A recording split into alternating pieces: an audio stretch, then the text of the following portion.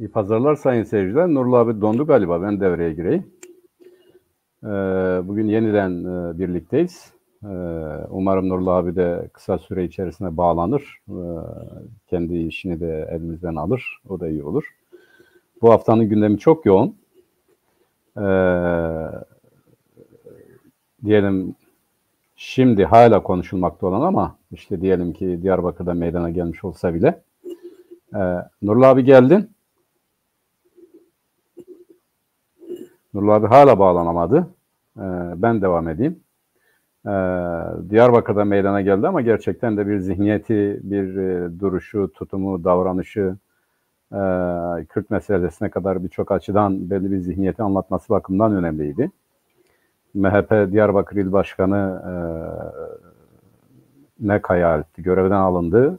Daha doğrusu onun şahsında bütün feshedildi, tutuklandı. Gerçeğin dile getirdiği başka, ancak Kaya Alp'ın suçlanarak tutuklandığı olay başka. Ve basının bu konudaki tutumuna baktığımız zaman belli bir anlayışı görüyoruz. Nurullah abi hoş geldin. Bu sefer ben sana hoş geldin diyeyim. Sağ ol Mehmet. Teşekkür ederim. Bağlantı sorunu herhalde. Evet. Şimdi gayet iyi görünüyorsun. Ben bu Kaya Alp'ten biraz söz ettim. Sen devam et abi özetlemeye. Sonra yeniden devam ederiz. Evet. Tamam. Gene izleyicilerimize bir rojbaş diyelim. Rojbaş Mehmet sana da. Teşekkürler abi. Xeyrame. Xeyrmen.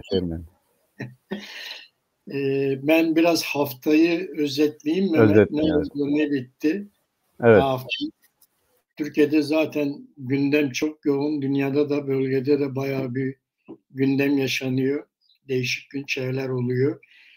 Bir Irak'tan başlayayım. Biz geçen hafta işte Irak'ta Sadr taraftarlarının parlamentodan istifa edeceklerini söylemiştik. Evet, istifa ettiler onlar. Sadr'ın çağrısı üzerine. Sadr biliyorsun Irak'ta birinci partiydi. Seçimlerde birinci çıkmış bir partiydi ama Kürdistan Demokrat Partisi ile şeyi vardı, ittifakı vardı. Ama parlamentoyu toplayacak çoğunluğu yakalayamamışlardı. Bu nedenle de Sadr çok uğraştılar ama Sadr en son kendi parlamenterlerine istifa etmeleri çağrısında bulundu. Onlar da Sadr'ın çağrısına uyarak parlamentodan geçen hafta istifa ettiler. Bu durumda Irak Anayasası'na göre milletvekilinin boşalması durumunda milletvekilinin seçildiği bölgede ikinci en fazla oyu alan kişi meclise geliyor. Parlamento başkanı da böyle bir açıklama yaptı. Parlamentoyu kapatmayacağız. Herhalde öyle bir şey olacak. Sonra Sadr hareketi bütün STK'lardan da çekildi. Yani tamamen siyasetin dışına çıktığını açıkladı orada. Mesut Barzani de bu karara saygı duyduğunu açıkladı. Ve daha sonra Neçirvan bir açıklama yaptı. Neçirvan Barzani de Irak parlamentosundaki Kürdistani taraflara birlik çağrısı yaptı. Yani burada daha artık bunun nasıl gelişeceğini bilemiyoruz ama öyle gözüküyor ki Irak daha uzun bir süre bu çalkantıyla birlikte yaşayacak. Evet. Kürdistan bölgesinde de bu Doğal Kaynaklar Bakanlığı Kürdistan bölgesinin gaz yasalarını Irak mahkemelerinin iptal edemeyeceğini söyledi. Biz bunu geçen hafta yine biraz değinmiştik buna. Bunlar Irak mahkemesi o yasayı iptal etmeye kalktı ama aslında iptal etmesi hukuki değil. Bu anlamda da Kürdistan bölgesinden de böyle bir açıklama geldi. Artı Kürdistan bölgesinden bir hamle daha geldi. Kürdistan bölgesinde gazla ilgili 2 tane şirket kuruldu. Hemen arkasından 2 tane şirket kurulduğunu açıkladılar. Bakalım o mesele de yani çok gündemde çünkü gerçekten Kürdistan gazının paylaşımı konusu bölgesel güçler ve uluslararası güçler tarafından sürekli bir tartışma konusu haline geldi. Rojava'da ABD'nin savaş gerekçesiyle, ABD ve Rusya'nın savaş gerekçesiyle Türkiye'nin seçimleri ertelemesine karşı olduklarını bildiren bir açıklama çıktı basında. Öyle bir haber yapmış basında. Sonra Suriye parlamentosunun bir açıklama yaptığı konuşuldu. Suriye parlamentosu bir açıklama yaptı. Dediler ki Türkiye'nin hareketi Suriye'nin demokratik yapısını parçalanmaya yöneliktir diye. İlginç bir açıklamaları oldu Suriye parlamentosunun. Gerçekten ilginç o açıklamada. Tel Rifat ve Münbiş'te PKK'nın çıkarılarak rejim güçlerine verileceği basında yayıldı. Bu da çok gündemde olan bir konu. Bu konu da izleniyor herkes tarafından. Türkiye, Rojava'ya işte bir hareket yapabilmek için Rusya ve ABD'den onay almaya çalışıyor. Hala bu gündemde tutuyor. İşte 18 Ağustos'ta işte 18. Astana toplantısı yapıldı biliyorsun. Buraya da Türkiye, İran ve Rusya temsilcileri katıldı. Buradan bir sonuç bildirgesi çıktı. Sonuç bildirgesinde özerk yönetime izin verilmeyeceği karşı oldu açıklandı Astana'da. Türkiye'nin İsveç ve Finlandiya'ya, NATO'ya katılmasını Kürtlere yapılan yardımları bahane ederek onay vermeyeceğini açıkladı biliyorsun. Bu devam ediyor. Türkiye'nin Finlandiya ve İsveç'e karşı tavırları devam ediyor. Ondan sonra da NATO ve İsveç ortak bir açıklama yaptı. Yaparak terör yasalarında İsveç'in değişiklik yapacağını söylediler. Bu İsveç'te de tartışılan bir konu. Öyle görülüyor ki işte Mehmet bu konu 28, 29, 30 Haziran 3 gün bir NATO zirvesi var. Bu NATO orada görüşülecek.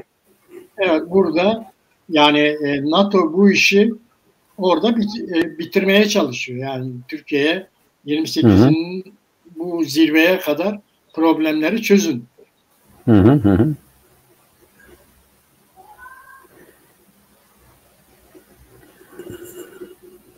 Abi yine dondun galiba. Ben burada sayın seyirciler Nurullah abi donmuşken atlamamak için de bu İsveç'in terör yasalarında değişiklik yapacağız. Evet. Nurullah abi geldin. Hoş geldin yine. Gidip geliyorsun yani. Evet, gidip geliyor. İnternetten kaynaklı. Evet. Yani 28, 29, 30 Haziran'da NATO zirvesi var Madrid'de. Oraya kadar bu işi bitir diyor NATO. Zaten Finlandiya ile İsveç birlikte hareket ediyorlar. Biz birlikte gireceğiz diyorlar NATO'ya. İşte bu konu çözülmeye çalışılıyor. Daha çok İsveç'te topu biraz NATO'ya atmış durumda. NATO çözsün bu işi diyor. Yani ülke NATO üyesi çünkü. Onlar çözsünler. O konuda işte herhalde 28'ine kadar belli bir şeye gelebilecek gibi gözüküyor. Diyarbakır'da biliyorsun 21 gazeteci gözaltına alındı. İşte bunların 16'sı tutuklandı. Hem bölgede hem Türkiye'de hem de uluslararası basında bu konu çok gündemde. Basın üzerine indirilmiş bu darbe olarak tartışılıyor şu anda. Tecritte son eylemi yapıldı biliyorsun Kadıköy'de, İstanbul'da. Çok yerde yapıldı da Kadıköy'de bir problem çıktı. Orada da DBP eş genel başkanı ile polis arasındaki bir şeyde DBP eş genel başkanı hakkında bir fezleke düzenlendi. Ve ona dokunulmazlığın kaldırılması ile ilgili fezleke de meclise geldi biliyorsun. Evet. Böyle gözüküyor. Bu dokunulmazlık da kaldırılacak gibi gözüküyor. Bu arada İskoçya'da bir gelişme oldu. İskoçya yeniden bağımsızlık referandumu yapmaya verdi. Biliyorsun Mehmet, 18 Eylül 2014'te İskoçya'da böyle bir referandum yapılmıştı ve reddedilmişti bu referandum. Ya ama çok az bir farkla reddedildi yani. Reddedilmişti ama şimdi yeniden bir referandum kararı alındı. Bu şey yapılıyor. Bir de bölgede önemli bir gelişme oldu. MHP Diyarbakır İl Örgütü'nü kapattı. Arkasından da il başkanı tutuklandı. Hem de çok kötü bir tutuklanma, bir taciz. Suçlama. Çocuk da değil. 16 yaşlarında, 15-16 yaşlarında bir gence cinsel tacizden dolayı tutuklandı. Zaten sabıkalı biriydi. Daha önce cezaevi yatmış biri, sabıkalı biri. Son anda yine basına İran'la ilgili bir haber düştü Mehmet. Orada da İran'da 40 Kürt öğretmenin gözaltına alındığı haberleri yayıldı bir anda. İran'da 40 tane öğretmenin gözaltına alındığını basından duyduk son anda. Evet. Şimdi İstersen bu Diyarbakır'da MHP'nin kapatılmasından başlayalım mı konuşmaya? Olur abi. Ben de sen kesinlikle öyle başlamış. Orada şöyle bir şey oldu biliyorsun Mehmet. Yani bir gün önce MHP kapatıldı. Sabah Mehmet kapatıldı.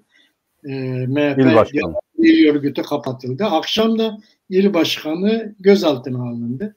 Yani belli ki bir takım güçler MHP'ye haber veriyor. MHP bu habere göre kendi il örgütünü kapatıyor, hatta feshediyor. İl örgütünü söylentilere göre işte il başkanına önce istifa et söyleri yapıyor. İl başkanı direniyor, istifa etmiyor. Örgüt kapatılıyor, feshediliyor ve arkasından da il başkanı gözaltına alınıyor. Evet. Nasıl yorumlamak gerekiyor Mehmet'in? Şimdi abi bu tabii bir söz var, yani herkesin bildiği bir sır diye. Diyarbakır İl Başkanı Cihan neydi? Neydi onun soyadını unuttum. Evet. Onun tutuklanması hani diyorlar ya, eğer biraz adalet varsa ya da biraz hukuk varsa ya da biraz işte ne bileyim bir belli kurallar geçerliyse bir rejimde bugüne kadar çoktan zaten tutuklanması gereken bir il başkanıydı. Hatırlıyorsun, geçenlerde Güney Kürdistan'dan Diyarbakır'a bir ziyaret yapıldı. Fuar için mi gelmişlerdi, ne için gelmişlerdi şimdi onu hatırlamıyorum ama teşekkür ediyorum Recep Cihan Kayal. Şimdi daha sonra bu Diyarbakır valisini ziyaret ettiler. Orada bir görüşme gerçekleştiler ama daha sonra bu Diyarbakır valisi merkeze alındı. Doğru. İşte iddia odur ki bu Cihan Kayaalp diyor ki burada Kürt bayrağı asıldı, Kürt bayrağı açıldı. Bu işte Kürtçüdür falan ya da böyledir, şöyledir diye bir ihbarda bulunuyor ya da bir şikayette bulunuyor. Bunun merkeze alınmasının sebeplerinden biri bu diye Diyarbakır'da dolaşan ciddi bir iddia ya da kamuoyunda dile getirilen ciddi bir iddia vardır. Az önce sen de söyledin. Bu Cihan Kayaalp 2018'de yatıyor zaten. 18 ay cezaevi yattıktan sonra çıkıyor. Bunun öyküsü de ilginçtir. Yani düşünün, bir sabıkalı biri MHP il başkanı, Diyarbakır il başkanı olabiliyor. Yani bu oraya il başkanı yapılırken kürü pak, temiz memiz falan bir adam değil yani. Sabıkalı bir adam. 18 ay cezaevi yatmış, çıkmış ve oradan MHP aldı. Bunu Diyarbakır il başkanı yaptı. Peki o suçu neydi? Olabilir. Yani insan cezaevinde de yatar. Bu rejimde geçen gün Uluslararası Af Örgütü Gezi davasından içeride olanların hepsini düşünce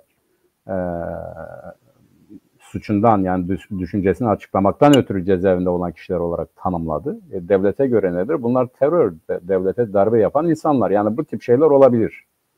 İçeride yattığın zaman bu rejime göre suçlusun ya da yaptığın kötüdür anlamına gelmiyor. Fakat o Cihan Kayaalp ne yapmış o zaman? Bir dernek kurmuş. Güya yardım yapıyor, işsizlere iş buluyor, bunu yapıyor, şunu yapıyor falan filan. O zaman suçlandığı, yargılandığı ve gün aldığı olay nedir? Yargıtay'da davaları görüşüp oradan beraat kararı çıkartmak. Yani yargıya müdahale, oradan rüşvet ve ittikaptan her neyse yargılanmış bu adam. Gün almış, cezasını yatmış, çıkmış. Yani sabıkalı olduğu belli.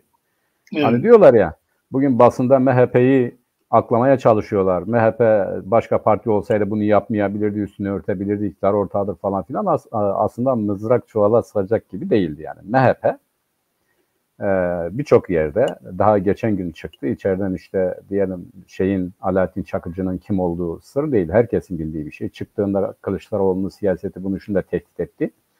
Bununla Devlet Bahçeli partinin başındaki adam gitti görüştü. Benim arkadaşım dedi, ülküdaşım dedi. Sahip çıktı, onun için içeriden çıkardılar. Yani herhalde bu Çakıcı pürüpak değildi yani. Bu ne yapmıştı? İşlediği suçlara baktığımız zaman her tarafta zaten yüz kızartıcı suçlar yani. Yargılanıp gün aldığı olaylar yüz kızartıcı suçlar. Adam öldürtmek, işte rüşvet vermek, ne bileyim ihalelere fesat karıştırmak gibi şeyler, tehdit falan filan. Yani yargının, Türk yargısının onun hakkında verdiği kararın gerekçesine baktığınız zaman bunlar var. Bu Cihan Kayaalp de böyledir. Sadece taciz değil, yani bu taciz en son işte örtemeyecekleri, reddedemeyecekleri, başkaları tarafından dile getirdiği için de üstünü örtemeyecekleri bir olaydı. Onun öncesinde haberleri var. Diyelim Nagihan Alçın, Semih Yalçın'la görüşüyor. Semih Yalçın diyor ki bize bu konuda çok şikayet geldi. Bak dikkat et, bu çok önemli. Bize çok şikayet geldi. Biz evvela işte dikkatli davranalım dedik. Yani böyle bir şey acaba iftira mıdır, bu mudur, şudur. Fakat o kadar çok yakınma vardı ki biz artık kayıtsız kalamadık. Onun için Diyarbakır İl Teşkilatı'nı feshettik. Bir gün önceden arıyorlar zaten, söylüyorlar istifa et diye. Bu istifa etmem diyor. İstifa etmem demesinin nedeni bunun işlediği suçların ya da bu cinsel tacizin ötesinde işlediği suçların Diyarbakır'da konuşulan, aleni olan, açık olan, diyelim ki iş bulmadan ihalelere kadar, işte bu valiyi görevden aldırmaya kadar, insanları tehdide kadar çok yaygın bir şekilde çalışan bir il teşkilatıdır. Bu MHP Diyarbakır İl Teşkilatı. Kürdistan'da da olduğu için bu tip şeyleri görmezden geliyorlar. Yani diyelim ihaleye fesat karıştırma olayında bir şey demiyorlar. İnsanları tehdit edip para almasına bir şey demiyorlar. İnsanları arayıp bize işte şu kadar para verin sizin çocuğunuza iş bulalım bir şey demiyorlar. İştekilerin çıkarıp onların yerine yeni alanları sağladıkları zaman aldıkları para konusunda bir şey demiyorlar. Bütün bunlar Diyarbakır İl Teşkilatı olarak örgütlü olarak yürütülüyor. Örgütlü olarak yapılıyor. Yani bir Cihan Kayaalp'ın tek başına yaptığı bir şey değil. O il örgütünün hepsi birlikte bunu yapıyor. Böyle olduğu için feshetmek zorunda kaldılar. İlçeleri duruyor. Yine Semih Yalçın'ın dediğine göre yakında ili de seçerler. Oraya yeni bir ekip atarlar ama şu andaki ekip içerisinde onu devam ettirebilecek kimse olmadığı için. Yani Semih Yalçın ifadesi o kadar çok şikayet geliyordu ki biz de baktık bunlar doğrudur. Onun için mecburen Diyarbakır İl Teşkilatı'nı feshettik diyor. Yani bunun bugüne kadar gelmesinin sebebi bence Kürdistan gibi bir yerde bunun olması ve bir takım şeylerin tolere edilirken ya da örgütlü organize şekilde yapılırken bunundan muhtemelen devletin bir yerleriyle mutlaka ilişkisi olurken onlar örtülüyordu ama ne zaman ki üstünü örtemeyecekleri başkaları tarafından ifşa edilen bir suç meydana geldi. Yani bu taciz olay meydana geldi. Mecburen buna müdahale ettiler. Yani onların da altında kalabilecekleri bir hadiseydi eğer bunu yapmazlarsa. Fakat yine Diyarbakır'da yaygın olarak dile getirilenlere göre 27 tane dosyası var bu adamın. Yani şimdi Türk basın diyor ki aferin MHP'ye, hani korkularına herhalde bunu yapıyorlar. Yani MHP ile uğraşmak zor bir iştir diye. Aferin MHP'ye iyi yaptı, bunu kendisine bulaştırmadı vesaire. Fakat sadece bu olayda 27 tane var, 27 tane dosyası oldu. 27 konuda suçlandığı iddia ediliyor. Bunun bizim ülkemizde olması hesabıyla bu kadar örtüldü, devam etti. Hani tolere ediyorlar. Yani yeter ki burada devlete çalışan, devletle işbirliği içerisinde olan ama Kürtlere ne yaptığı pek önemli olmayan ya da buradaki ihalelerden buradan şuradan devlet yanlısı olmayan insanlara herhangi bir şey gitmesin diye çalıştığı için de üstü örtülen, desteklenen, teşvik edilen bir yapılanma yani. Buraya il başkanı, siyasi parti il başkanı demek için bir şahit gerek. %1 oy almış. Diyarbakır'da bir önceki seçimlerde. Yani bu da orada zaten bulunan bu tipten çeteleşmelerin MHP üzerinden yarar sağlamak için oluşturdukları yapılardır yani. Başka bu konuda söyleyebilecek açık bir suç örgütü söyleyecek başka ne olabilir ki abi? Durum bu yani. Zaten evet yani ben hep birkaç defa da bu ekranlardan da söyledim. Bazı partiler böyle siyasi parti olarak görmemek lazım. Onlar görev partileridir, görev şeyleridir. Bir görev alırlar. O göreve göre gerekeni yaparlar. Öyle çok fazla iktidar falan hevesleri yoktur. Onlara verilen bir görev vardır. O görevi yerine getiriyorlar. Zaman zaman bunu yaşıyoruz Türkiye'de. İşte bugün de işte AKP ile ilgili görevini biliyoruz. İşte elindeki milletvekilini, oradaki milletvekili sayısını kullanarak işte AKP'nin Kürtlerin kazanımlarına saldırdığı ölçüde AKP'nin kendi muhalefetini de ezmesine izin veren bir hareket. Evet. Biliyorsun yani işte Öcalan'dan mektup getirilmesi veya Öcalan'ın kardeşinin konuşulmasında bile sesi çıkmayan ama onun dışında işte Kürtlere karşı acımasızca davranan ve Kürtlerin yalnız Türkiye'deki bölgedeki kazanımların da yok edilmesi için AKP'ye destek veren bir hareket. Bunlar görev hareketleri. Normal siyasi parti gibi görmemek lazım bunları. O için de bu tür yapılanmalar mümkün işlerinde böyle çetevari yapılanmalar, işte cezaevindeki çete mensuplarının çıkarılması için yapan çabalar onlara verilen görev gereği veya devletin içerisindeki bir kesimin temsilcileri olması dolayısıyla meydana gelmiş olabilir. Bunlar normal bilinen hadiseler zaten. Evet. Zaten yani kuzeyde Türkiye partilerinin birçoğu silindi. Yani siyaseten yok oldular. Bunlardan biri de MHP'ydi. Yani giderek siliniyordu bölgede. CHP biliyorsun bölgede. Yani ta 80 öncesi bile yapılan bir mahalli seçimde 3. duruma düşmüştü CHP. Yoktular yani bölgede siyaseten yok olmuşlardı. Ama sonradan tekrar yeniden bölgede canlanmaya başladılar. Belki orada yanlışların da bunda çok şeyi var. Tabii bu konuyu burada bitirelim. MHP. Evet, bence üzerinde yani açık bir suç teşkilatı olduğu için o MHP il başkanlığı bir yaftadır. Evet. Yani MHP içinde barınabilecekleri, bu yönüyle içinde barınabilecekleri en kolay parti dediğin gibi onun bir şemsiye olarak vardır. Evet. Hatırlarsın Hrant Dink cinayetinden yargılanıp gün alan, şimdi adını unuttum, vatandaş o zaman kime mesaj göndermişti? Evet, o helikopter kazasında ölen Parti Genel Büyük Birlik Partisi Genel Başkanı'na demişti ki işte ona selam, Muhsin Yazıcıoğlu'na selam gönderiyorum buradan. Yani mesaj vermişti. Bir ara Muhsin Yazıcıoğlu da demişti devlet bizim tarlamızı sürüyor diye. Bizim içimizde örgütleniyor, bizim içimizden bu işleri yapıyor diye. MHP de öyle. Birçok parti Türkiye'de gerçekten de devletin operasyonlarına kılıf olsun diye kullanılan partilerdir. Ama bu zihniyet MHP zihniyeti, anti-Kürt zihniyeti bakımından önde olduğu için o daha kolay olabilir. Bir de şu var abi, hatırla, bu İstanbul Belediye Başkanlığı seçimlerinde Bahçeli kendisi dedi ya size tarafsız olun diyor. Siz niye taraf tutuyorsunuz demedim ya, hatırlıyor musun? Evet. Yani bu o kadar aleni açık yapıldı ki. Evet, çok aleni. Yani bu ülkede de zaten hani diyorlar ya demokrasi uğruna büyük tehlikeleri göze alan bir basın, bir aydın tabakası, bir duyarlı siyasi parti olmadığı için de bunlar böyle atlanıp gidiyor yani üzerinden geçilip gidiyor. Bu Diyarbakır hadisesi de bu. Yarın öbür gün herkes bunu unutur. Yeni bir suç teşkilatı yeter ki Kürtlere karşı olsun. Yeter ki Kürtlerin eline bir imkan geçmesin diye çalışsın. Onu yeniden inşa ederler. Bunda bir güçlük yoktur yani. Evet, genelde polisle birlikte çalışan böyle bir örgüt yani. Tabii yani devlet içerisinde destekçileri olmasa mümkün değil zaten. Şimdi adam ihaleye giriyor. İhaleyi bırak diyor ya da şu kadar para vereceksin diyor. Yani bunlar açık bilinen şeylerdir Diyarbakır'da. O kadar ki bunlar sıradan, yani böyle mahallelere kadar inip çocuklarınıza iş bulacağız şu kadar para veriyorsanız diye, verirseniz çocuklarınızı işe koyalım diye böyle yaygın ve örgün şekilde çalışan bir il başkanlığı yani. Diyarbakır'da bunu herkes biliyor. Evet, doğru. Mehmet, geçen haftanın önemli olaylarından bir tanesi de bu İsveç'teki eylemdi. Hı hı. Yani İsveç'teki resmi dairelere PKK'nın ambleminin yansıtılması falan çok Hı şey hı. oldu. Yani bu gerçekten çok ilginç bir eylemdi. Yani Türkiye'nin İsveç'e karşı tavrı belli Hı ve hı.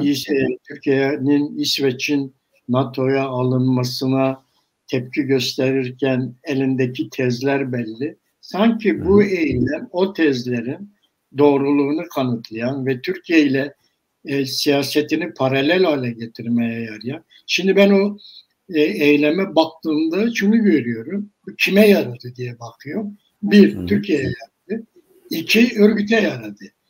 Demek ki örgütle Türkiye'nin siyasetleri arasında da bir paralellik kuruluyor. Yani bu çok ilginç bir şey. Yani Türkiye bastırıyor böyle böyle diye. Orada da evet bu doğrudur gibisinden bir şey yapıldı, bir eylem yapıldı. Bu da çok ilginçti yani. Bunu nasıl değerlendiriyorsun yani? İlginç Benim, değil abi. İlginç değil. benim Yani hendekler, koskoca hendekler yaşadık biz yani. Bu şimdi hendek olayının izah edilir bir tarafı var mı? Yani doğru. Kürt halkına karşı açılmış mezarlardır bunlar. Bunlar sabotajlardır. Bunlar tuzaklardır. Bunlar büyük mayınlardır. Bir toplumun en direngen noktalarını yok etmek için. Yani hangi aklı başında insan bunun üstelik orada sen iktidarken yani belediye başkanı iken, belediye senin elindeyken ben burada öz yönetim ilan ediyorum diye böyle küçücük yerlerde belli işte güya kurtarılmış alanlar oluşturmak suretiyle hendekler kazmak hangi akla hizmet edebilir? Yani? Düşün senin kendi elindesin, orada yönetimdesin. Yani birçok açıdan kullanabileceğin, birçok açıdan yararlı olabileceğin bir yol, yöntem varken sen diyorsun ki ben burada ne bileyim yani böyle öz yönetim bu Yugoslavya kaynaklı, Tito kaynaklı bir kavram. Hani diyorlar ya bizim anlamımızda da olmayan, bizim şeyimizde de olmayan bir yöntemle sen nasıl kendi altına dinamit koyabilirsin? Bunun açıklanabilir, izah edilebilir bir tarafı var mı? Yok. Ne oldu orada diye bir soru da anlamsızdır. Olan bellidir yani bugün sonuçlarına baktığımız zaman. Şimdi İsveç'teki hadisenin de bundan farkı var mıdır yani?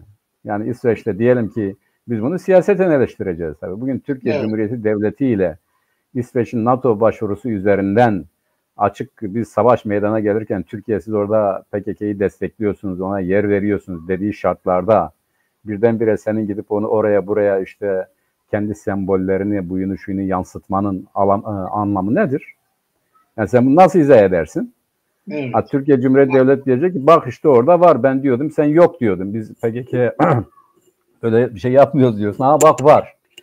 Şimdi bu siyaseten şöyledir tabii. Yani diyelim ki e, o siyasetin yapısı itibariyle bunu incelediğin zaman şöyle olabilir. Şöyle algılayabilirsin.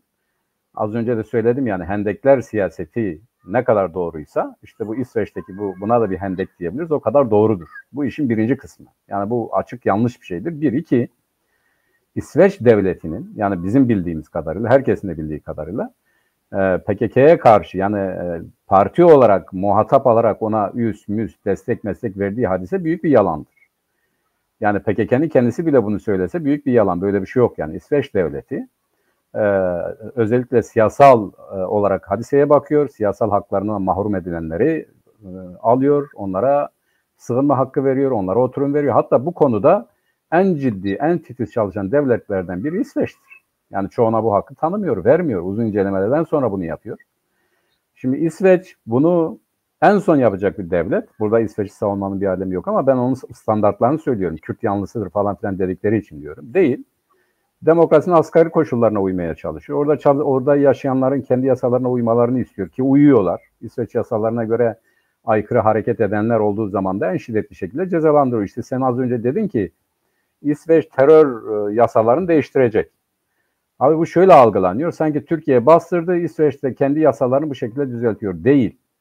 Bunun öncesinde İsveç'te zaten hatırlıyorsun bu sağ partiler hükümeti düşürmek için ya da İçişleri Bakanlığı'nın gen soru verdiler. Onu düşürmek için ülkedeki suç işleme oranının yükselmesini gösterdiler. Dediler ki yani hükümet suç işleme oranını önleyemiyor. Yani herkes gelişigüzel suç işliyor.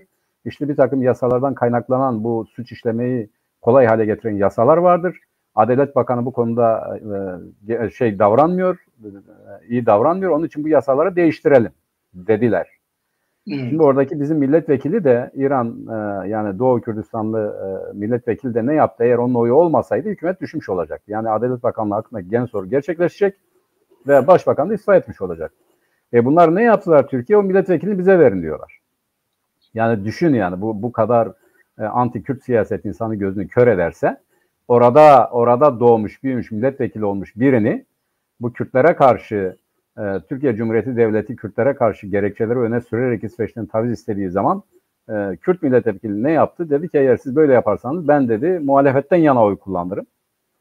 Ama anlaştılar, oy kullanmadı, hükümet ayakta kaldı. Bu terör yasaları değil, bu yeniden bu İsveç'te işlenen suçların önlenmesi için bir takım değişiklikler gündeme geliyor. Türkiye bunu terör yasaları olarak yansıtıyor buraya. İsveç oysa açık bir şekilde söyledi ki yani biz bir terörü desteklemiyoruz. İki bu konuda yapılabilecek bir şey varsa yaparız ama örneğin bizim uyguladığımız ambargoyu kaldırmamızı istiyorsunuz. Biz ambargoyu kaldırmayız dediler. Silah ambargosu var ya.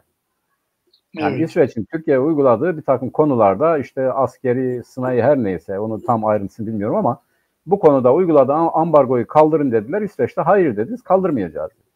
Yani NATO'ya girmek için, bizim NATO'ya girmemize izin vermeniz için biz bu konularda uyguladığımız ambargoyu kaldıramayız dediler. Ya da her neyse buna uygun bir cevap vermediler. Bunun için Türkiye Cumhuriyeti Devleti ne yaptı? İşte yalandır, bunlar budur, şudur, terörü desteklemeye devam ediyor. Bizim milli güvenliğimiz tehlikededir falan gibi gerekçelerle protesto ettiler. Şimdi sonuç itibariyle şu, bu iki devletin arasını daha da açmak, yani o eyleme baktığımız zaman ne oluyor? Bir tarafa koz vermek, aynı zamanda iki devletin arasını daha da açmak, bu bir siyaset tarzı olabilir ancak bu siyaset tarzından bir milletin menfaatlerine yarar gelir mi diye düşündüğümüz zaman da hayır, tam tersine zarar verecek bir hadisedir. Ve bu anlamda da bir milli siyaset açısından baktığımız zaman da ne yerindedir ne doğrudur. Şöyle de olabilir, yani onu bilemiyoruz tabii, öyle değerlendirmek de yanlıştır ya da bu suçu belki de biraz izale etmektir. Bana göre bu ciddi bir suçtur, ciddi bir hata değil yani. Yani Kürt milletinin uluslararası ilişkilerine zarar verecek bir hadisedir. Bu yanlıştır. Bunu organize etmek, hayata geçirmek de bir siyaset değil, bir sabotaj olabilir. Açık bir sabotajdır yani. Bunu başka nasıl yorumlayabilirsin? Şimdi tam da uluslararası düzeyde Kürtlerin söz konusu olduğu bir yerde, yani meşru olarak söz konusu oldukları bir yerde sen onun bu siyasal tanınmasına, bu siyasal algılanışına farklı bir şey çekersen ya da oturtursan ne olur? İşte bu şimdi olan olur. Türkiye ne der? Bakın biz dedik inanmıyoruz. İşte bakın Türkiye İsveç devletinin kurumlarında, kuruluşlarında bu tip eylemler var diye ya da bu tip görüntüler var diye bunu uluslararası düzeyde kullanacak. Abi şimdi buraya gelmişken istersen bu NATO hadisesini de konuşalım mı? Bu NATO vesaire hadiselerini. Konuşalım Mehmet. Şimdi dediğin doğru abi. Bu önümüzdeki günlerde NATO zirvesi var. Hem İsveç hem 9 Haziran 3 gün. Hem İsveç hem Finlandiya ikisi de Türkiye'nin istekleri karşısında Türkiye'nin istediği şekilde hareket etmediler. Evet. Yani ikisi de aynı şekilde. Tamam görüşelim dediler. Sizin güvenlik meseleniz nedir? Yani hangi konudur? Elinizde ne var? Ama işin gerisinde dönen bunu geçenlerde de konuşmuştuk. Türkiye'nin bundan bir takım tavizler elde etmeye çalışmasıdır. Nedir bunlar? İşte Finlandiya ve İsveç'in uyguladığı varsa bir takım kısıtların kaldırılması ya da bir takım ayrıcalıkların elde edilmesi ya da bir takım maddi imkanların sağlanması hadisesidir. Bu Kürt meselesi, siz teröre destek oluyorsunuz meselesi uluslararası düzeyde algılanabilir, anlaşılabilir bir şey değil. Çünkü böyle bir şey yok yani. Bence masaya oturduklarında bu masada konuşulan ile Türkiye Cumhuriyeti Devleti'nin açıktan dile getirdiği hadise birebir aynı değil. Benim tahminim o yöndedir. Diyelim ki uluslararası siyasette Türkiye'nin yararına olabilecek neler yapabilirler? O konuda bir takım şeyler istiyorlar. Fakat bu konularda da anlaşılan her iki devlette pek oralı olmadı. Fakat şu oldu, yani öbür tarafta bir konsolidasyon görünüyor. NATO'dan yani Stoltenberg, Finlandiya, İsveç ve Türkiye arasındaki diyaloğun devam etmesini, yani bu konuda Türkiye'yi ikna edin demesine rağmen herhalde görüşmeler olmakla beraber iki tarafta kendi mevzisinde sağlam durdu. Fakat şu var, denilen odur ki Amerika Birleşik Devletleri'nden de Türkiye Cumhuriyeti Devleti bir şeyler istiyor. Örneğin orada Kongre Başkanı Mendez miydi? Şimdi hatırlamıyorum ama dedi ki yani İsveç ve Finlandiya'nın NATO'ya üyeliği karşısında Türkiye'nin yeniden F-35 projesine alınması mümkün değildir. Yani biz açıklamalardan anlıyoruz Türkiye nereden ne istiyor. Ve Türkiye Amerika'ya da dönüyor. Yani İsveç ve Finlandiya'dan istediklerinin yanında Amerika'ya da dönüyor. Diyor ki benim rıza göstermem için işte bir takım kısıtların kaldırılması lazım. Yani diyelim ki F-35 planına yeniden döneyim. Ya da F-16'ların bize verilmesi sağlansın. Ya da diyelim Güneybatı Kürdistan'a gireceğim. Bize burada olumlu bir takım şeyler söyleyin gibi pazarlık masasına bunları koyuyor. Fakat ne Güneybatı Kürdistan konusunda, ne F-35 konusunda, ne F-16 konusunda uluslararası düzeyde Türkiye'ye bu Finlandiya ve İsveç restine karşı geri adım atan ya da taviz vereceğini söyleyen herhangi bir imaj vesaire görülmedi. Yani ben bugüne kadarki takip ettiğim kadarıyla ne Finlandiya, ne İsveç, ne Amerika Birleşik Devletleri bu NATO resti ya da şeyi karşısında her neyse tırnak içerisinde söyleyelim bir olumlu tepki, Türkiye'nin istekleri bakımından bir olumlu tepki verdikleri görülmüyor. Peki bunlar ona rağmen NATO'ya alınır mı? Yine öyle görünüyor. Birileri zaten söyledi. Yani Türkiye'de biliyor ki nihayetinde bu iki devlet NATO'ya alınacak. Yani bunların istekleri karşılanmasa dahi NATO'ya alınacaklar. Çünkü bugün Türkiye'nin Türk basınında da gündeme getiriliyor abi. Çok iyi biliyorsun. Yani diyorlar ki siz İsveç ve Finlandiya'ya bizim güvenliğimizi tehdit ediyor diye NATO'ya girmesine karşı çıkıyorsunuz. Ancak sizin bizim güvenlik alanımız dediğiniz Güneybatı Kürdistan'da zaten Amerika Birleşik Devletleri bir devlet kuruyor ama sen Amerika Birleşik Devletleri'ne bir şey diyemiyorsun. Yani bu ne biçim bir şeydir? İki tane kuzey ülkesi, gariban, ordusu yok, bunu yok, şunu yok. Kendilerini korumak için NATO'ya girmeye çalışıyorlar. İşte Rusya tehdidi olur ya da olabilirse.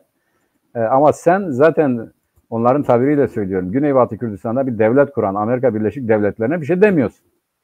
Yani bu ne perhiz, bu ne turşu. Yani Amerika'ya itirazın yok. İki tane garibana itirazım var gibi şeyler de geliyor. Açıklamalar da geliyor. Bu doğrudur. Bugün Türkiye'nin Kürdistan siyaseti karşısında farklı siyasetler izleyen devletler aynı zamanda NATO üyesidirler. Yunanistan NATO üyesidir. Almanya NATO üyesidir. Fransa NATO üyesidir. Fransa sadece burada değil, Ukrayna'da, Güneybatı Kürdistan'da, Kürdistan'ın tümünde, Libya'da, her tarafta Türkiye ile karşı karşıyadır. Her tarafta Türkiye ile karşı karşıyadır. Yani Türkiye siyasetiyle Fransa'nın siyaseti ikisi de NATO üyesi oldukları halde her tarafta karşı karşıya geliyor. Almanya'nın zaman zaman Türkiye ile siyaseti karşı karşıya geliyor. İngiltere'nin zaman zaman Türkiye ile bugünlerde en iyi anlaştığı ülke İngiltere olmasına rağmen karşı karşıya geliyor. Peki bunlarla nasıl aynı güvenlik örgütünde bulunabiliyor? Bugün uluslararası koalisyonda Türkiye var mı abi? Yok. Yani uluslararası koalisyon dediğimiz zaman NATO'ya üye olan devletlerdir. Bunların bir Orta Doğu'da bir siyaseti vardır. Hepsi bu konuda anlaşmış durumdadır. Bu uluslararası koalisyonda olmayan tek NATO ülkesi devlet hangisidir? Türkiye'dir. Onun için bunlar pek inandırıcı görünmüyor. Yani bize yansıttıkların ötesinde uluslararası düzeyde algılanma biçimi herkes şunu söylüyor. Türkiye bundan bir şey elde edebilir miyim? Yani bir şey kazanabilir miyim diye düşünüyor. Ama kimse de bu konuda Türkiye'nin de onlara olan ihtiyacı nedeniyle, doğru onların Türkiye ihtiyacı var, herhangi bir taviz vermek gibi bir eğilim, bir gösterge yok. Yani Stoltenberg dışında Türkiye ile anlaşın, bir şeyler kaygılarını giderin vesaire diyen herhangi bir devlet yok. Biden dedi yani bu iki devletin NATO'ya girişi bizimle alakalı değil, NATO ile alakalı bir hadisedir. Onun için Türkiye ile bizim aramızda bu konuda yapılabilecek herhangi bir konuşma, tartışma, pazarlık vesaire de yoktur dedi. Anlaşılan o ki bu iki devlet NATO'ya üye olacak. Yani Türkiye'yi tatmin etmek için ne yapabilirler? Herhalde Türkiye'nin istediği bir şey düzeyde değil ama belki de Türkiye öyle bir şey oldu ki onu öyle gösterecek yani. Bizim taleplerimizi de kabul ettiler, bak bu oldu diye. Neyse onu o şekilde göstermeye çalışacak gibi görünüyor. Evet, yani görünürde bir şey olacak ama aslında bu Türkiye'nin talepleri Finlandiya ve İsveç'in NATO'ya girmesine engel olmayacak gibi gözüküyor. Öyle görünüyor, evet. daha önce de ekranlardan söyledik. Yani bu önlenebilecek bir şey değil. Çünkü ABD'nin de NATO'nun da kendi talepleri var. İsveç'te Finlandiya'nın NATO'ya girmesi konusunda. Onların çağrısı vardı. Onlar da bunları destekledikleri için büyük bir ihtimalle bir şekilde Türkiye ikna edilecek ve İsveç ve Finlandiya NATO üyesi olacaklar gibi gözüküyor. Yani bizden de gözüken bu. Bir de Mehmet şunu konuşalım burada. Geçen hafta bu Kadıköy'de tecritte son eylemi yapıldı. Evet. Ve burada da işte milletvekilleriyle daha doğrusu DBP eş genel başkanıyla polis arasındaki bir şeyde şimdi işte dokunulmazlığın kaldırılması için meclise geldi. Öyle gözüküyor ki bu eylem bir milletvekilinin meclisten düşmesine kadar gidecek bir şey var. Bir sonuca doğru gidiyor. Bu eylemi de değerlendirmek lazım. Yani önce böyle bir eylem yapıldı. Onun arkasından bu AKP'nin sesi olan Abdülkadir Selvi Hürriyet Gazetesi'ndeki köşesinde şeyi yazdı. Dedi ki ailesinden bir kişi gösterilecek, görüştürülecek dedi. Yani bu da çok ilginç bir şey. Önce bir eylem yapılıyor. Onun arkasından da hemen ertesi günü Abdülkadir Selvi işte aileden bir kişinin görüşeceğini söylüyor. Yani bu da çok ilginç değil mi? Yani burada da bir şey var. Sanki hani birilerini bekliyorlar gibi bir şey var, bir durum var. Şimdi Abdülkadir Selvi'nin belirttiği önemli bir şey var. Yani bu tecrit konusunda, yani daha doğrusu Öcalan'la kimsenin görüştürülmemesi konusu. Her ne kadar Türkiye'de ya da Kürdistan'da fazla hissedilmiyor olsa da Öcalan bir tür uluslararası anlaşmalar, sözleşmeler çerçevesinde bu statüye kondu. Yani Amerika Birleşik Devletleri Türkiye verirken idam edilmemesi şartıyla verdi ve aynı zamanda işte belli şartlar altına tutulması gerekti. Biliyorsun Avrupa İnsan Haklarına bir başvuruda bulundu. O konuda da bir takım hakları tanındı, etti, eğlendi. Avukatlarıyla görüşmesi, ziyaretçiler görüşmesi gibi. İmralı bir özel statü oldu. Oraya sadece Öcalan değil, Öcalan'ın yanında 4-5 kişi daha var benim bildiğim kadarıyla. Yani bunların hepsi de PKK davasından değil, PKK'li olmayan kimileri de var. Yani bir tür orada kendisine göre devlet orada olması gereken bir takım insanları oraya getirdi. Şimdi bu statü içerisinde tabii ki Öcalan'ın avukatlarıyla görüşmesi, yani sadece onun değil, her mahkumun, herkesin avukatlarıyla görüşme, ailesinin birileriyle görüşme hakkı vardır. Bunun da zaten Adalet Bakanlığı'nın tüzüğünde belirtilmiştir. İşte haftada bir diyelim ki kapalı ziyareti var, diyelim bayramlarda açık ziyaret var. Her neyse yani bu prosedür orada vardır. Şimdi bu prosedürün ihlal edilmesi, bu prosedürün uygulanmaması uluslararası düzeyde girişimler olduğu zaman sorun yaratıyor. Yani soruluyor Türkiye Cumhuriyeti Devleti'ne, neden bunu yapıyorsun? İşte gerekçe gösteriyor, disiplinsizlik yaptı, bu yaptı, şu yaptı falan filan. Öyle bir şey yok aslında yani. Yani Öcalan herkesin bildiği en uysal mahkumlardan biridir. Yani devletin dediğine aykırı hareket etmeyen, ona uyan, içeride bir tek saat bile açlık grevi haklarını korumak için parmağını bile kımıldatmayan bir hükümlüdür. Ama buna rağmen devlet zaman zaman burayla irtibatı, ilişkiyi vesaireyi kesiyor. Şimdi Abdülkadir, bu gösterinin yapılması çoktandır zaten gündemdeydi. Yani tercih kaldırılsın, işte kongrelerinde dile getirildi, çeşitli 607 kampanyalar yürütüldü. En son Kadıköy'de bu konuda bir gösteri yapıldı, tercihte son gibi.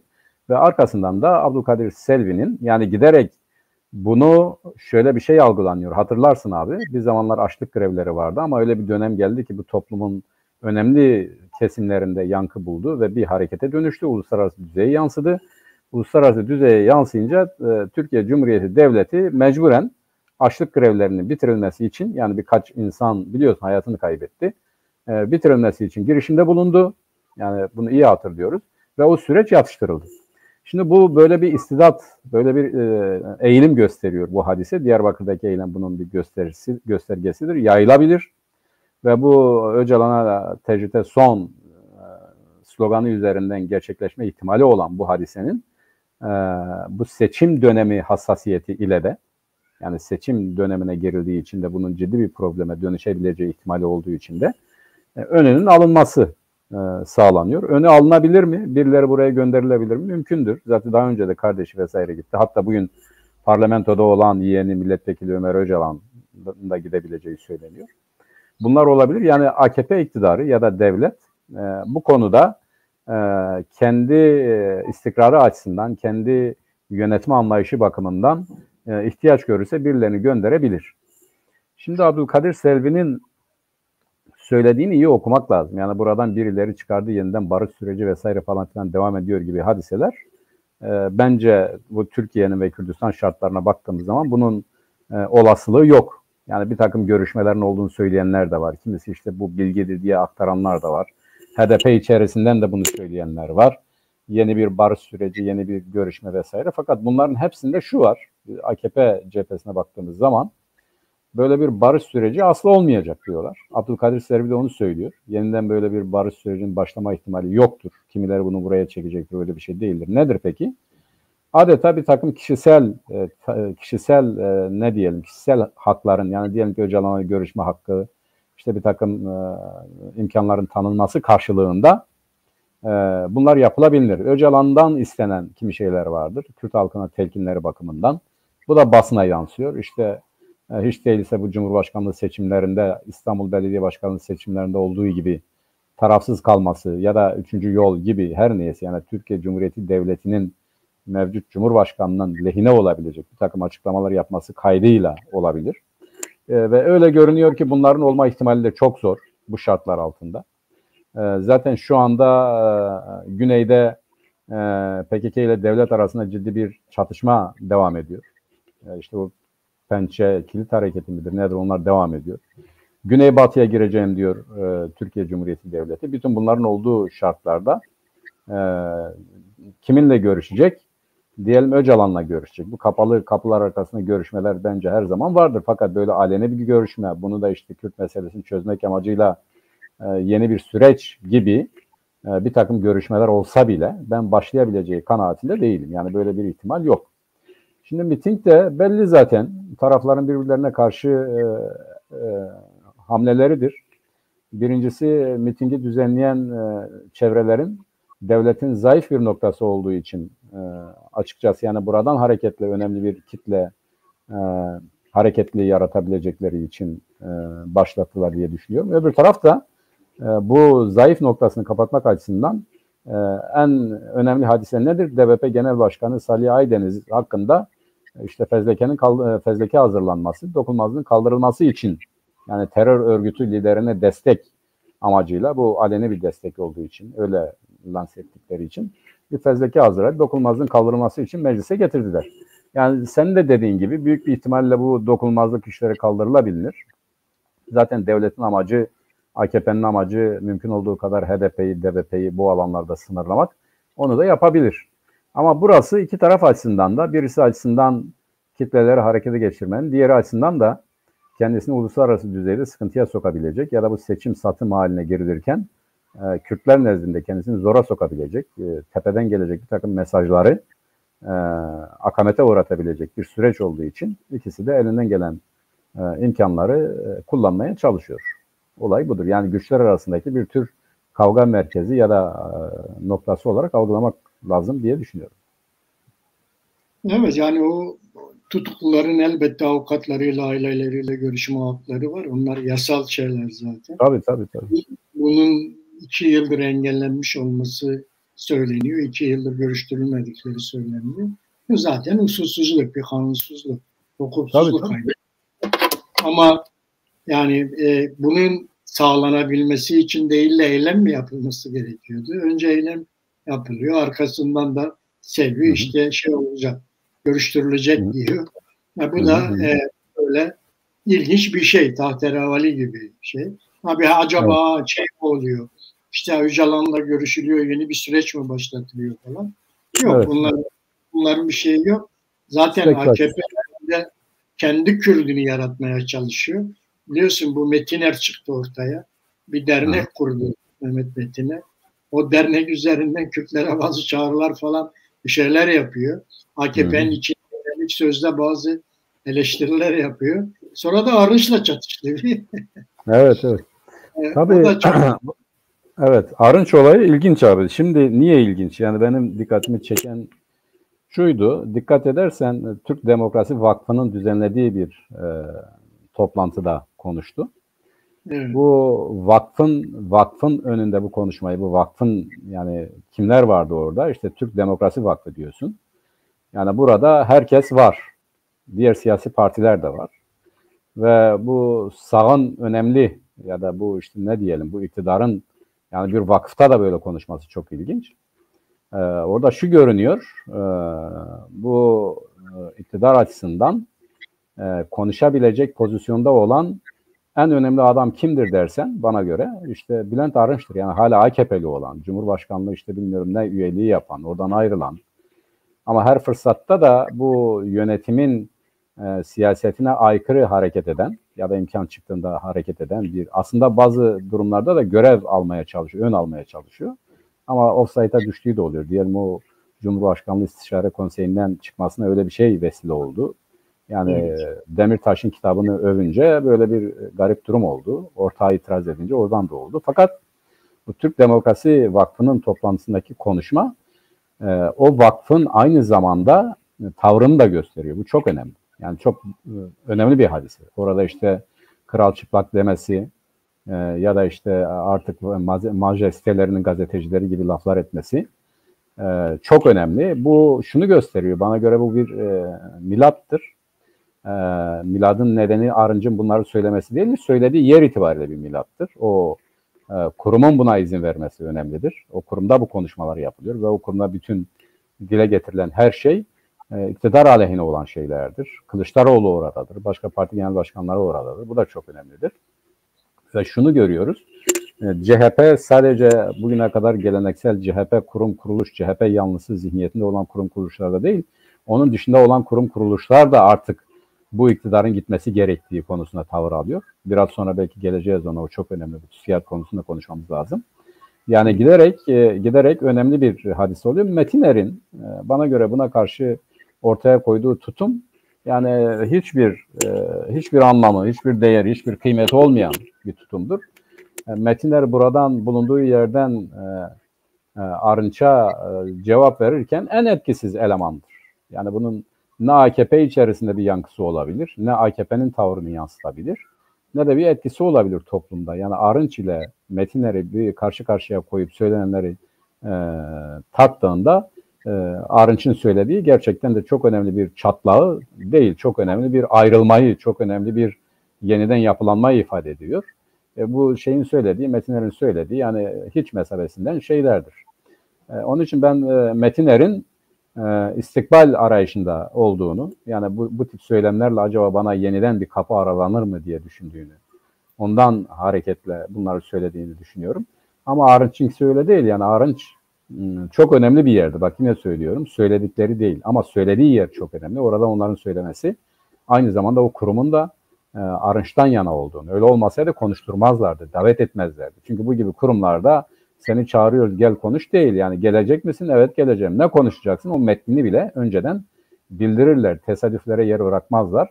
Bunlar önceden bilindiği için de o kurumun buna izin vermesi de çok önemli bir gelişme, yeni bir durumdur bana göre. Yani iktidar aleyhine, Cumhurbaşkanlığı aleyhine çok önemli bir çatlak, yeni bir tavır alış. Aynen TÜSİAD'ın tavrı gibi çok önemli diye düşünüyorum.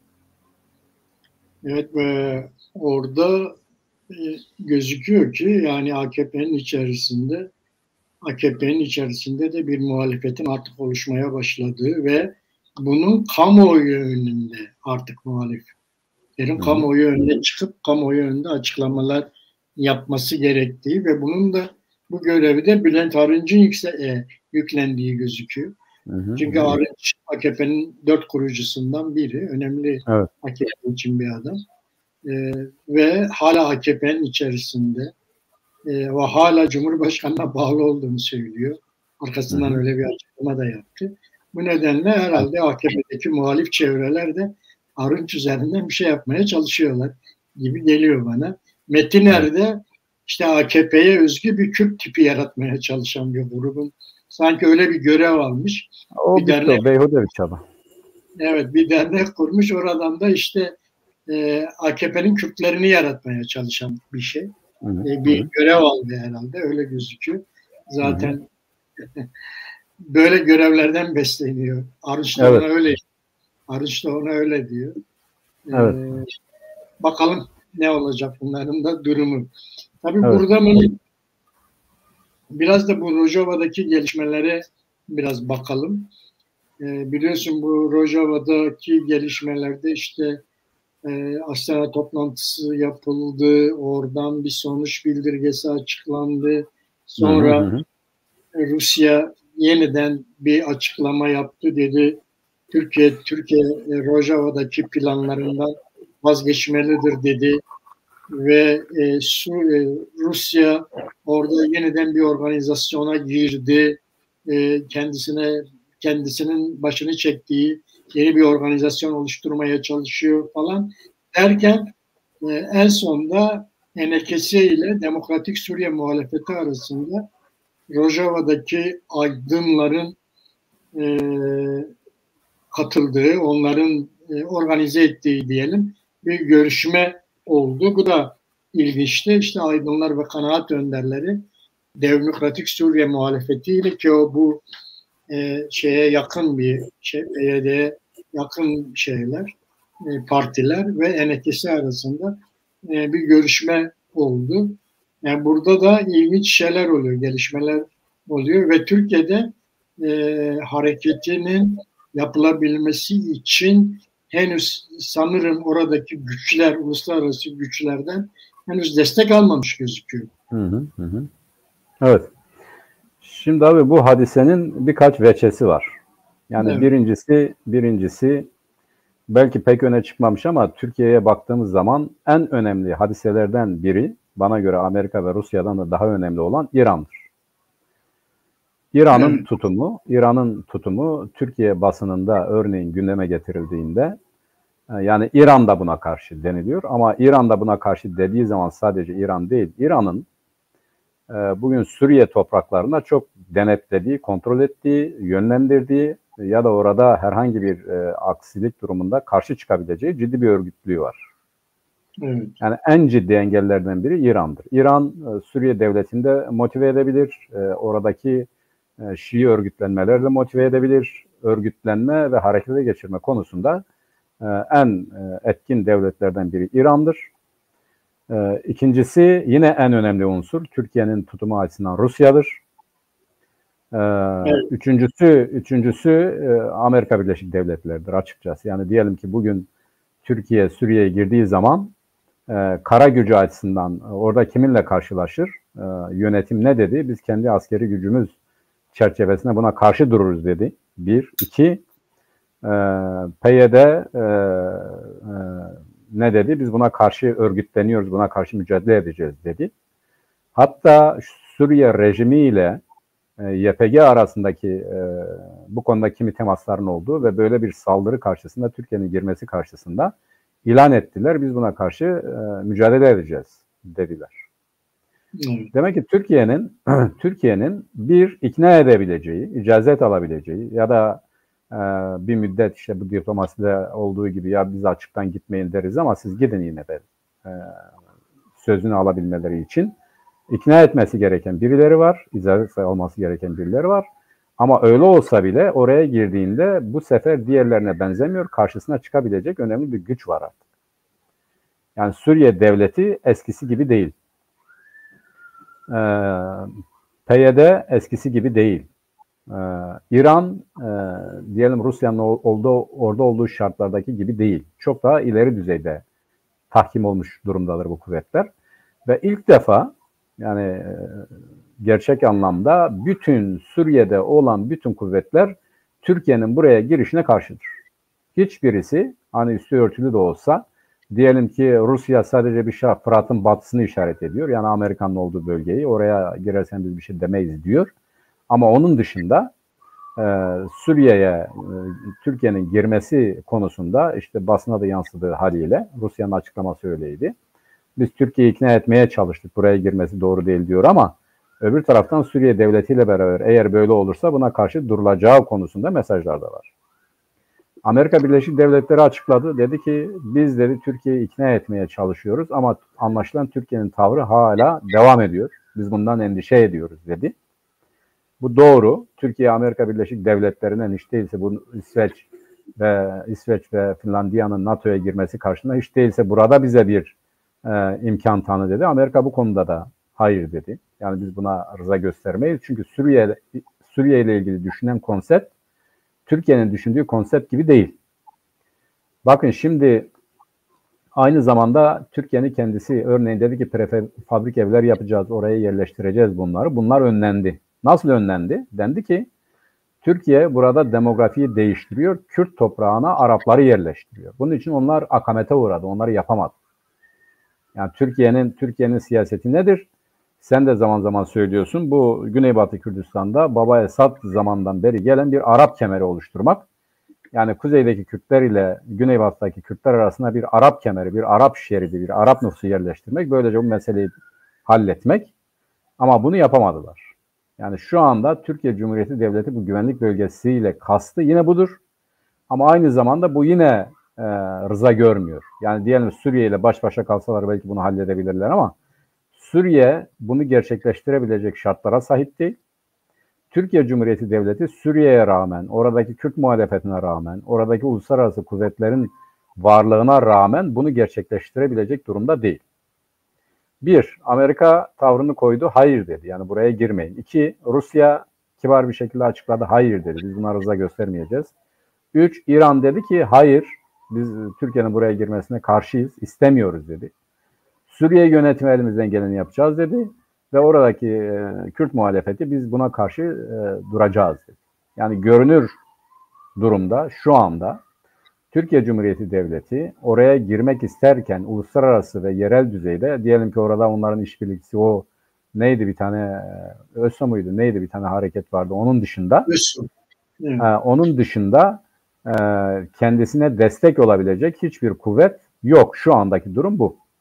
Peki buna rağmen ne olabilir? Bir takım hazırlıklar var. Bu hazırlıklara baktığımız zaman kimisi bayramdan sonra diyor ya da Milli Savunma Bakanlığı'nın açıklamasına bakarsak biz hazırlığımızı yapıyoruz. Gerektiği zaman gireceğiz demesi gibi. Yani kapıyı açık bırakması, geniş zamanda konuşması da Türkiye'nin biraz da şartlara göre hareket ettiğini gösteriyor. Peki bu kadar tahkimden sonra hani söz var ya eğer duvarda silah asılıysa mutlaka patlar. Peki sen bu kadar tankın topunla bir yere doğru gidiyorsan hiçbir şey yapmadan geri döner misin? Bu o kuvvetlerin yarattığı imaj bakımından bir aşınmaya, bir yıpranmaya yol açabilir. Yani gittin eli boş döndün, girmeye bile cesaret edemedin gibi. Bu noktada ne yapabilir? Benim tahminim yine Türkiye'nin her şey boşa gitmemiş gibi göstermek açısından böyle giriş çıkışlar olabilir ama orada ne Rusya, çünkü Rusya bu Ukrayna hadisesi nedeniyle önemli kuvvetlerini çekti ama oraya İran artık İran bakıyor. Yani İran'ın gözü oralarda. Hatırlarsan bir ara bunu konuşmuştuk. Bu Rusya-Ukrayna savaşında demiştik ki en büyük etkilerden biri Güneybatı'da olacak. Yani burada Rusya çekilirse onun yerini kim dolduracak? Kürtler mi dolduracak, Türkiye mi dolduracak? Şimdi dikkat edersen zaten çekişme bu iki kuvvet arasındadır. Benim tahminim şudur. Şu anda Kürtlerin eli daha güçlüdür. Bu yön çünkü kendi toprakları, kendi alanları, kendilerinin bulunduğu bölge.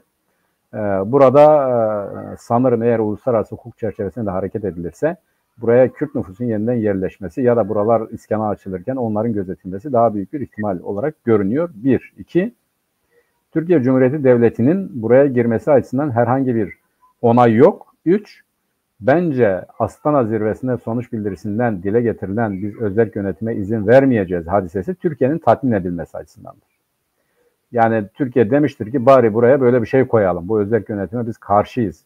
Yani ona Rusya bu şartlarda evet diyebilir, İran da evet diyebilir. Böylece Türkiye'nin isteği belki de tamam biz girmeyelim ama burada da özerk yönetimin oluşmasına izin vermeyelim. Bunu buradan beyan edelim demesi karşılığında oraya konmuş olabilir diye düşünüyorum. Ama o oraya kondu diye Türkiye'nin de tamam sen buraya girmeye devam et gibi bir anlayışın ürünü olduğunu sanmıyorum. Tam tersine belki de Türkiye'nin oraya girme konusunda orada da frenlendiği, rıza gösterilmediği için o konmuştur diye düşünüyorum. Ayrıca onun da bence pratikte, her şey pratikte cereyan eder. Yani fiilen cereyan eder. Bu fiili duruma baktığımız zaman da zaten orada şimdi fiilen bir özerk yönetim. Özerk değil yani bağımsız bir yapı vardır. Hani özerk olsa Suriye devletinin lehine olacak ama şu anda bağımsızdır. Yani Suriye devletine danışmadan hareket eden, orada örgütlenen, orada kendisini inşa eden bir yapı vardır. Sadece biz Suriye'den ayrılmayacağız diyor ama onun dışında bütün her şey Suriye'nin dışındadır. Yönetimle alakası olmayan bir formatta yürüyor. Onun için ben özelliğe karşıyız lafının fiili durumla temas halinde ele aldığımız zaman çok da ne diyelim ya böyle ciddi alınacak bir olay değil. Uluslararası düzeyde olsun, anayasanın yapım konusunda olsun, Rusya'nın o konudaki tutumuna baktığımız zaman Suriye asla ve asla eskisi gibi olmayacak. Yani eskisi gibi olursa bir araya gelemeyecek. Bu durum devam edecek. Şimdi NKS ve diğer çevrelerin de görüşmesi bence olumludur. Yani aynı zamanda bu belki de yeni bir sürecin başlanması anlamına da gelebilir. Her türlü görüşme, sık sık görüşmeleri, meseleleri birlikte konuşmaları bile olumludur, önemlidir. Ancak şunu görebiliyoruz ki uluslararası düzeyde bu Ukrayna-Rusya savaşı ile beraber bence Güneybatı'da Kürtlerin durumu ya da avantajları ya da o avantaj ihtimali daha çok öne çıkmış gibi duruyor.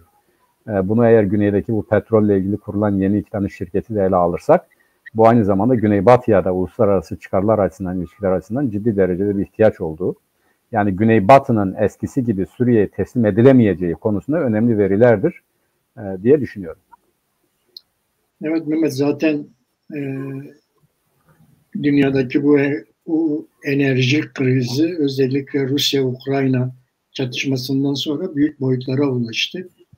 Avrupa Birliği'nin büyük bir kısmının gazı Rusya'dan geliyor. İşte Rusya ile ABD Rusya'ya bu konuda yaptırım yapmak istiyor. Avrupa Birliği'nin bazı ülkeleri bu yaptırıma hemen uyamıyorlar. Rusya ile hemen uyamıyorlar çünkü gaza ihtiyaçları var. Ben de bir an önce bu gaz krizinin çözülmesi, biraz Kürdistan'daki gazın Avrupa'ya kısa zamanda, kısa yoldan götürülmesine bağlı. İşte bununla ilgili de bölgede kriz devam ediyor. Kürt gazıyla ilgili. İşte Irak'ın aldığı bir tavır var. İşte bu Kürdistan bölgesinin yasasını iptal etmeye çalışıyor. Hukuki değil. Kürdistan bölgesi de buna karşı çıkıyor. Senin hakkın yok diyor. Demeye. Ve en sonunda da Kürdistan bölgesi 2 tane şirket kurdu. Bu hafta 2 tane şirket kurdu. O şirketler aracılığıyla bir takım şeyler yapacak. Bakalım buradaki gelişmeler, yani o gazın, Kürdistan gazının Avrupa'ya en kısa yoldan, en kısa zamanda götürülmesi Avrupa'daki krizi biraz daha hafifletecek gibi gözüküyor. Bunun içinde büyük bir şey var. Büyük bir uğraş olduğu gözüküyor. Evet. Yani bu uzun vadeli bir şey. Kürt gazı artık dünya piyasasında hesap edilen ve elde tutulması gereken, Avrupa'ya ulaştırılması gereken bir kaynak olarak görünüyor. Yani bu iki şirketin kuruluşu böyle kısa vadeli, şimdi biz bunu kuralım, bundan belli bir menfaat edelim diye değil, bir takım görüşmelerin neticesinde bu şirketler kuruldu, öyle görünüyor. Ve artık Kürdistan gazı dünya piyasasına entegre olmuş durumda. Ben Irak devletinin bu konuda çok fazla bir etkide bulunacağını sanmıyorum. Çünkü bu uluslararası anlaşmalar, ilişkiler dışında organize edilmiş bir hadise değil. Zaten Irak'taki mesele de, abi sen güzel izah ettin.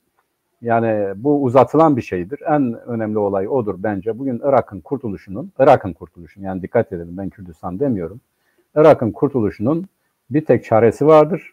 O da Kürtlerin bir an önce bağımsız bir devlet olarak örgütlenmesi ve Irak'ın da bir federal yapı olarak örgütlenmesidir. Yani orada Şii ve Sünnilerin birbirlerini eşit görebilecekleri, kendi inançlarıyla, hukuklarıyla yaşayabilecekleri federal bir Irak ama bağımsız bir Kürdistan olmadan ben Irak'ta ya da bir konfederasyon ya da öyle diyelim ya da bir konfederasyon olmadan orada işlerin yoluna gireceği kanaatinde değilim. Görünen odur ki süreçte bu yönde büyük bir ihtimalle ilerleyebilir. Tabii bizim eksiğimiz giderilirse, yani Güney Kürdistan'da Kürtler arasındaki o bizim bildiğimiz temel ayrılıklar giderilir. Onların da her birinin kendisi olarak, yani diyelim Kürdistan'ın da bir federatif yapı içerisinde örgütlenerek sağlanırsa, hak hukuk açısından zaten ciddi bir problem yok. O da gerçekleştirilirse bir devlet olarak Kürtler örgütlenmeden Orta Doğu'ya istikrarın gelmesi biraz zor. Çünkü ciddi bir denge oluşacak. Yani bu artık kaçınılmazdır. Ya sürekli sorun ya da gerçekten bu sorunları sona erdirebilecek yeni bir yapılanma, yeni bir statüko. O da öyle görünüyor ki tarihlerdir, yani en azından bir 100-200 yıldır ihmal edilen bir milletin kendisi olarak kendi coğrafyasında kendisini yönetmesiyle beraber ancak problem çözülebilir. Büyük bir ihtimalle o da olur. Şimdi abi durum buraya gelmişken bu şeye bir iki konumuz kaldı galiba. Sen ne diyorsun? Toparlayalım mı yavaş yavaş? Mehmet, şimdi bu konuyu da bir görüşelim. AKP'nin Kürtlerle ilgili planları neler? Ne yapmak istiyor? Kuzeyde, yani işte AKP, Türkiye bir seçim atmosferine girdi. Bu seçim atmosferinde yani zamanında yapılır veya erken yapılır. Bunun artık bir yıl, en fazla bir yıl kaldı diyelim. Erken de olabilir. Aha. Burada öyle gözüküyor ki yani Kürtlerin oyunu almayan iki ittifakla %50+1'i bulamayacak. Bunun yolu geçiyor. Cumhurbaşkanlığı seçimi. Cumhurbaşkanlığı seçiminde. Şimdi AKP değişik planlar yapıyor. Benim gördüğüm ABC 3 tane planı var AKP'nin. İşte bir tanesi Kürtlerin tümünün oyunu nasıl alabilirim planı. İkincisi alamazsam Edirne ile İmralı üzerinden Kürtleri nasıl bölebilirim? Üçüncüsü bunlar olmazsa Kürtleri sandıktan nasıl uzaklaştırırım planı. Bu 3 plan üzerinden AKP oynuyor. Bunun bazen biri, bazen ikisi devreye giriyor. Daha önümüzde zaman var. Bunların hangisinin kendisi lehine olabileceğini, yapabileceğini, bir de ortağından izin çıkacağını, o da ortağının destek vereceğini bir plan uygulamaya sokacak gibi gözüküyor. Öbür taraftan da işte Millet İttifakı var. Millet İttifakı'nda tavrı net. Oyunu ver, benden bir şey istemedi. Bu iki ittifakında durumu seçime doğru böyle. Ben böyle bakıyorum. Kürtlerin tavrı daha belli değil. Kürtlerin ne yapacağı değil. Bir de şu anda işte daha yeni yerel böyle Türkiye basınında, ulusal basınında peki Kürtler ne talep ediyor lafı konuşulmaya başladı. Kürtler de taleplerini artık açık bir şekilde dile getirmeleri gerekiyor. Ve kimin üzerinden nasıl dile getirilecek mümkün? Evet abi, şimdi bu Kürtler ne istiyor, talepleri nedir hadisesi, bunu soranlar bence büyük, çok affedersin özür dileyerek, büyük bir yanıltma içerisindedirler. Kürtlerin ne istediği bellidir. Yani Kürtler Kürt olarak yaşamak istiyor. Anayasada tanınmak istiyor, kendi topraklarında kendilerini yönetmek istiyor. Hakkı, hukukuyla, dili, kültürüyle yaşamak istiyor. Yani bunu birisi ya ne istiyorsunuz diye sorduğu zaman da onun samimiyetinden kuşku duymak lazım. Bu yıllardır dile getirilen bir şeydir. Şimdi dün öyle bir televizyonu izliyordum. Orada da onu söyledi. Ya işte parlamentoda Kürtler var, HDP var, soru soruyor, önerge veriyor. Daha ne isteyecek Kürtler diye böyle bir, çok affedersin, böyle bir aptal rolünde konuşuyor. Daha ne istiyorsunuz? Yani buradasınız, parlamentodasınız gibi. Tabii bunlar geride kaldı. Yani Kürtlerin ne istediği çok belli. Bunu HDP dile getirmiyor, ayrı bir şeydir. HDP zaten kendisi diyor, yani ben Türkiye Partisiyim. Bu Türkiye Partisi olması hesabıyla da Kürtlerin bir takım haklarını, dil hakkı, kültür hakkı vesaire tanısın diyor. Ama Kürtler ne istiyor diye sorduğumuz zaman da biz ne zamandır kamuoyunda konuşuyoruz, dile getiriyoruz, açıklıyoruz, söylüyoruz. 1. Anayasal olarak Kürtler tanınmalı. 2. Yeni bir anayasa yapılmalı. 3. Kürtler kendi kendilerini yönetmeli. Yani bugün Kürdistan'da bir parlamento olmalı. Türkiye'de de bir parlamento olmalı. Bu iki parlamentonun bir ortak parlamentosu da olmalıdır. Yani her millet kendisini yönetmeli. Aynı zamanda bunlar bir arada yaşıyorlarsa ortak bir parlamentoları olmaları, ortak bir devletleri olmalıdır. Ve federal yapı altında Kürtler ve Türkler bir arada yaşayabilirler. Şimdi bizim talebimiz, bizim isteğimiz bu. Yani bir an önce bunu yapmak lazım. Bu olmazsa diğer tedbirlerin hepsi Yani olur ama bunlar yine de bir çözüm olmaz. Bir zamanların tabiriyle pansuman tedbirler olur. Kürtlerin talepleri belli yani eşit olarak, eşit haklar temelinde birlikte yaşamak. Bunun anlaşılmayacak bir tarafı yoktur. Yani bugün Güney'le nasıl yaşıyorlar? Burada da öyle yaşanabilir. Burada da o haklar, yeni bir anayasa, yeni bir toplumsal sözleşme yapılır.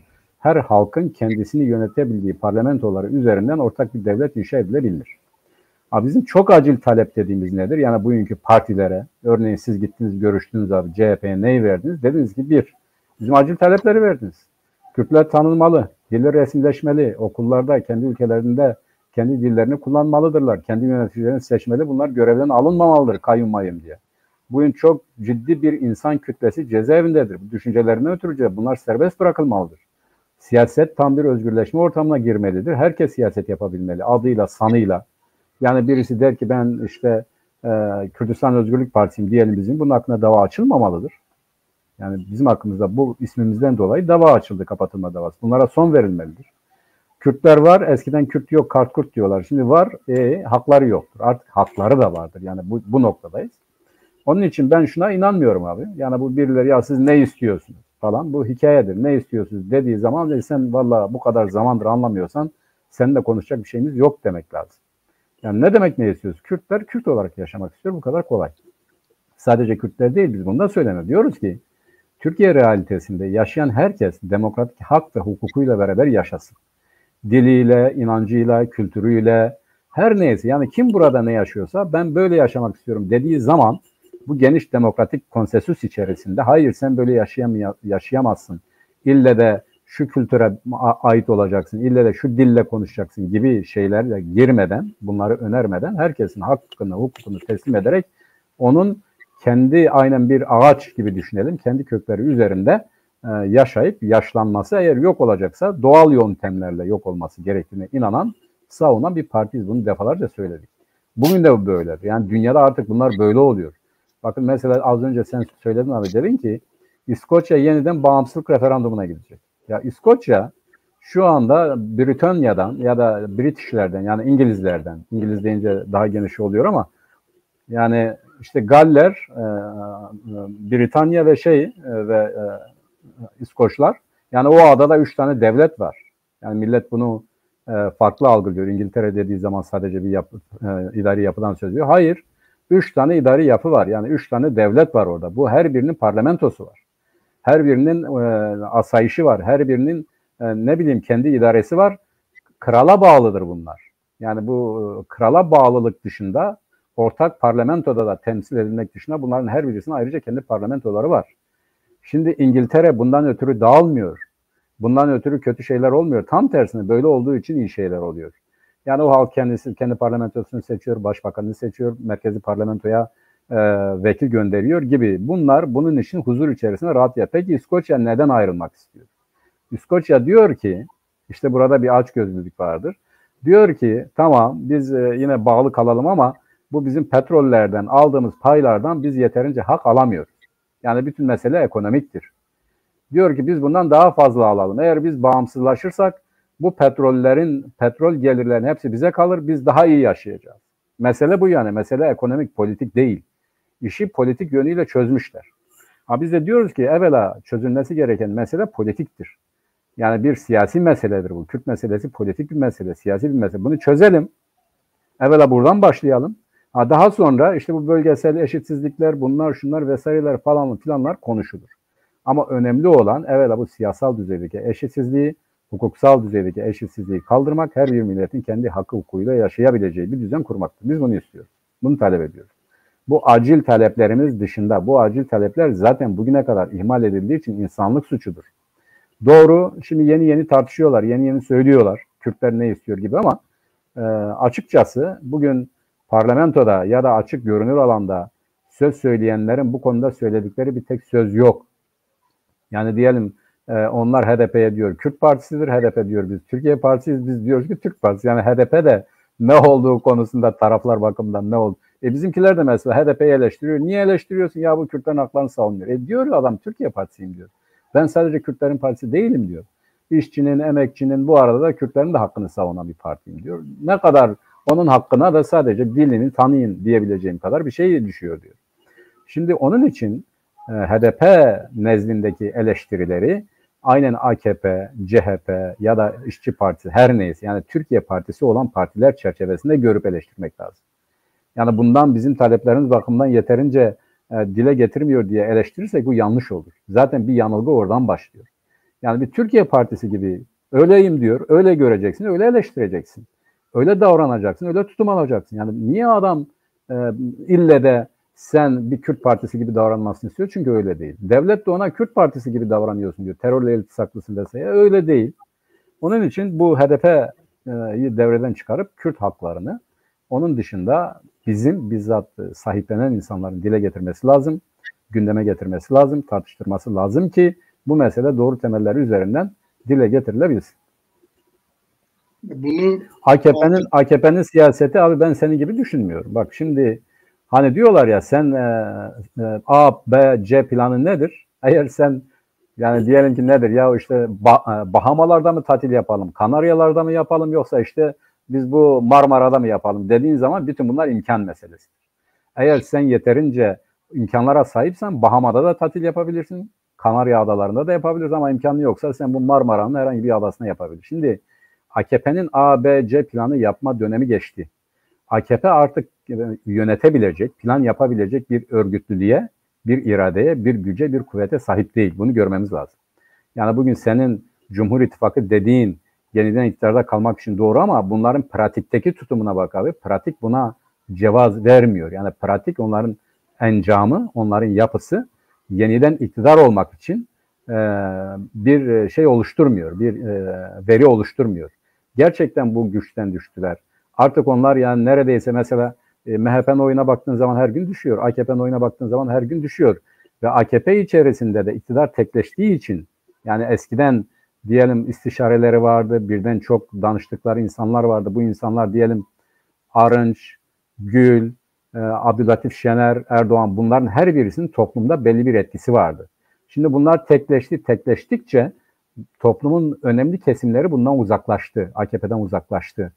Yani diyelim ki kimi tarikatlar uzaklaştı, işte diyelim ezilen kesimler uzaklaştı. Herkesin parayla 3-5 kuruşla tutabilecek gücü yok. Onun için ben A, B, C planı yapabilecek güçte oldukları kanaatinde değilim. Bunlar şimdi sadece ayakta kalmaya çalışıyor. Bu ayakta kalmayı iktidarla bütünleştirmeye çalışıyor. Kürtlere yönelik çok spesifik bir şey yapabilecek güçleri yok. Olsa da tutmaz artık abi. Yani dikkat et mesela az önce tartıştık. Ya bir çözüm süreci olabilir mi? Olmaz. Ciddiyeti yok. Kiminle görüşecek? Yani bu yapı yok. Bu organizasyon yok. Hiçbir taraf açısından böyle bir veri yok. İki, yani Kürtlere işte herhangi bir hakkı tanıyalım. Yapabilir mi? Hayır yapamaz. Van'daki konuşmasını gördük. Yani Van'da ne dedi yani? Van'da sadece dedi ki biz bunu geçmişe izaf edelim. Dedi ki biz bunu yaptık, şunu yaptık. Bunu yapan biz olduk, şunu yapan biz olduk. Ama geçmişti. Gelecekle ilgili ne öneriyorsun? Hiçbir şey yok. Onun için ben AKP'nin ya da Cumhur İttifakı'nın plan yapabilecek, A, B, C planı yapabilecek durumda olduğunu düşünmüyorum. Şu olabilir. Yani o doğrudur. Genelden de dile getiriliyor. İktidarı kaybettikleri zaman ne yapabilirler? İşte burası bir soru, yani cevaplaması gereken bir sorudur. O da gücüne, kuvvetine göre hareket ederler. Çünkü diğerleri diyor ki, açıktan söylüyorlar. Mesela diyorlar referandumda biz bir şey yapmadık. Çünkü bunların silahlı kuvvetleri vardı. Sokağa çıkmışlardı. Onun için bir şey yapmadık ama şimdi bunu da yapamazlar. Kapılarına kadar gitti Kılıçdaroğlu. Dedi ki sizsiniz. Onlar savunmaya geçtiler. Dediler ki bizim bununla bir alakamız yok. Biz seçime karışmayız. Şimdi Erdoğan bile sahiplenmedi bu paramiliter örgütleri. Yani bunlar devreden çıktı iş yapmazlar anlamda söylemiyorum. Fakat iktidar artık bunlarla beraber hareket edebilecek dirayetini, dirliğini, düzenini yitirdi. Yani bu çözülünce bundan olabilecek tek şey seçimleri kaybettiğinde belki de direnmedir. Ama kaybettiği anda da direnme gücü sıfırlanacak. Kimse arkasında kalmayacaktır. Benim görüşüm budur. Bize ilişkin de plan program falan filan geç. Onu yapacak kuvvetleri, güçleri vesaireleri yoktur. Diyelim yaptı ya. Yaptığı anda çöker. Yani mesela Kürtlere haklarını verelim. Dağılır mı koalisyon yani? Yani bugüne kadar işte bu HDP nezdinde düşünün. En fazla HDP'yi kapatabilir ama o da işe yaramaz. Hani diyorlar ya ölüm vurdu alınlarına, ecel vurdu alınlarına ölüm damgasına artık bir çaresi yoktur gibi şiir kıtasım vardı. Neydi? Yani bugün AKP iktidarının ya da bu şu andaki verili durumun bence kurtarılabilecek, yani gerçekten kurtarılabilecek, yeniden iktidar olabilecek bir potansiyeli, örgütlü yapısı, iradesi, isteği tabanda yok abi. Tabanda yok yani bunu göremiyoruz. İlişkilerde göremiyoruz, konuşmalarda göremiyoruz, her neyse. Onun için ben A, B, C planı hadisesinde öyle bir şey olduğunu kanaatinde değilim. Öyle görünebilir. Mesela bu çözüm süreci de öyledir. Hani Selvi diyor ya bundan çözüm süreci çıkmaz. Birileri diyor ki olabilir. Yani plan budur işte. Yani biz yapmayacağız ama birileri desin ki ya yapacaklar. Ya herkes de biliyor. Kürtler de artık buna güvenmiyor. Kürtler de buna inanmıyor. Bakın bugün Kürdistan'daki AKP'nin tabanı iki partiye doğru kayıyor. Bunu görelim. Deva Partisi ve Gelecek Partisi'ne kayıyor. Yani bunu her gün görebiliriz, gözlemleyebiliriz. Bu önemli bir veridir. Burada kendimizi eleştirmeliyiz. AKP'nin bu dağılan tabanı neden bize gelmiyor? Neden bizi tercih etmiyor? Yeniden onun tabanında, onun alanda bölünüyor. Daha çok konuşmamız gereken konulardan biri de budur abi. Tamam da Mehmet, şimdi AKP bir azınlık durumuna düştüğü kamuoyu yoklamalarında gözüküyor. Yani artık evet, toplumsal anlamında parlamentodaki çoğunluğu devam ediyor ama toplumsal destek anlamında yapılan kamuoyu yoklamalarında azınlığa düştüğü görülüyor. Bunu görüyor. Ama AKP kendiliğinden iktidarı bırakır mı? Bırakmaz. Çünkü hiçbir parti iktidarı kolay kolay elinden bırakmaz. Siyasetin kendisi zaten bir iktidar mücadelesidir. Değil mi? Evet. İktidarda mücadelesidir. Bundan hiçbir zaman vazgeçtiği anda zaten parti olma özelliğini kaybederler. Bu nedenle AKP evet toplumsal desteğini kaybetti ama iktidarda kalma şeyini daha devam ettiriyor. Kalmak için elinden gelen her şeyi yapıyor. Artı iktidardan düştüğünde de elinin güçlü olmasını istiyor. İşte yargıda yapılan değişiklikler, bürokraside yapılan değişiklikler falan, bunların hepsi yarın iktidardan düştüğünde bile bir takım yerlerdeki erkinin devam etmesini sağlayabilecek, en azından bir süre devam etmesini sağlayabilecek güçte olmasını bekliyor. Buna eğer onun yerine iktidar olacak Millet İttifakı ne kadar kısa sürede AKP'nin kurmuş olduğu yargıda, bürokrasideki kadroları değiştirebilir? O bir zaman meselesidir. Bir de ne kadar bu işi becerebilecekleri meselesidir. Çünkü orada da tek parti değil, işte altılı bir masa, o altılı masanın da her konuda bu konularda anlaşmış olması gerekiyor. Bu nedenle AKP'nin böyle toplumsal desteğini kaybetti ama iktidar hedefi yok anlamında şey etmiyorum, değerlendirmiyorum. Ben de öyle değerlendirmiyorum. AKP'nin istemiyor. Hedefi devam ediyor. Nasıl iktidar olacak? İktidar olabilmesinin yolu da şu anda öyle gözüküyor ki Kürtlerin desteğine ihtiyacı var. Kendisi belli bir yere gelmiş, çakılmış durumda. Ve Kürtlerin desteğine ihtiyacı var. Bu Kürtlerin desteğini tamamını alabilir mi? Tamamını alabilmesi için bazı politikaları yapması lazım. Buna da artık güven kalmadı. Yani bunu yapamıyor. Acaba ben Edirne ile İmralı üzerinden Kürtleri ikiye bölebilir miyim? Tamam. Uğraşıyor. İşte şimdi tekrar İmralı ile görüşme kanalları açılıyor falan. Öyle deniyor. Bilmiyoruz daha açılacak mı, açıklanacak. Ama Cumhurbaşkanı kendi ağzından dedi Edirne'deki İmralı'ya hesap verecek diye. Yani de bunların üzerinden acaba yapabilir mi diye. Bu da olmadı. Yerel seçimlerde denediler. Öcalan'ın mesajı üzerinden işte acaba Kürtleri sandıktan uzaklaştırabilir miyiz? Boykot gibi bir şey yapabilir miyiz diye. Bunu da yapmadılar. O da olmaz. Ellerinde başka bir koz da yok benim. Yani yapacakları A, B, C planı bunları biz zaten gördük bu planları. Biliyoruz. Bu planların ne olduğunu biliyoruz. Şimdi bunların dışında da dördüncü bir yol yok. Bir şey yapamazlar. Bunu ne yapamazlar? Seçimi yapmayabilirler. Yani işte bir savaş çıkarıp olağanüstü hal ilan edip savaş çıkarmayabilirler. Ama bu planları deniyorlar. Bu planlarda geçmişte tutmadı. Tutmadı Tutmaz yine. Evet. Bundan sonra da tutacağı yok gibi değerlendiriyoruz. Sen de değerlendiriyorsun. Aynen öyle. Yani yapmaya çalışır da mesela bu şeyi düşün abi. Bak bu ekonomik politikayı düşün. Yani AKP'nin gerçekten bugüne kadar bir ekonomik siyaseti olmadı. Şu oldu. Yani oradan da anlaşılıyor zaten. Hani diyorlar ya hasbelkader iktidar oldular. İktidar olurlarken uluslararası sistem Türkiye'nin önüne bir ekonomik plan koymuştu. 2007 yılına, 2008 yılına kadar bu geldi. Hani derviş Evet, planı var ya. doğru. Yani şöyle yapmışlardı. Bir, gelirlerinizi üçe bölün. Bir tanesi devletin giderleri, bir tanesi borçlarınız, bir tanesi de toplumun geri kalan kısmına. 7 sene bu devam etti abi. 5 sene yani 6 sene her neyse. Evet. Bu bir istikrar gibi göründü. Bunlar bunun üzerinden geldiler. Bu IMF siyasetinin uygulanması üzerinden onların mahareti değildi zaten. Uluslararası sermaye de kredi verdi, kredi pompaladı. Bunlar bu kredileri yani zamanı oldukları için işte topluma vererek yaymak suretiyle bir finansal anlamda bir rahatlama yarattılar. Yoksa bir siyaset uygulayıp bir ekonomik kalkınma planı, projesi, üretim vesairesi değil. Bak dikkat et bu ekonomik siyasete bak üretim adına hiçbir şey yok. Düşündükleri tek şey konut yatıp satmaktır. Bu konut hadisesi de bütün dünyada yani Amerika'da mortgage olarak bilinen, İngiltere'de, İspanya'da, Almanya'da uygulandığı her yerde o ülkeyi batağa götüren bir siyaset. Çünkü parayı toprağa gömüyorsun, üretime harcamıyorsun. Türkiye'de de gelip dayandığı yer burasıdır abi. Yani bunun dışında başka hiçbir şey yapamıyorlar. Ne yaptılar? Neyi var, neyi yok sattılar. Yani Türkiye Cumhuriyeti Devleti'nin kuruluşundan itibaren neyi var, neyi yok sattılar. Onu çarçur ettiler. İşte bu savaş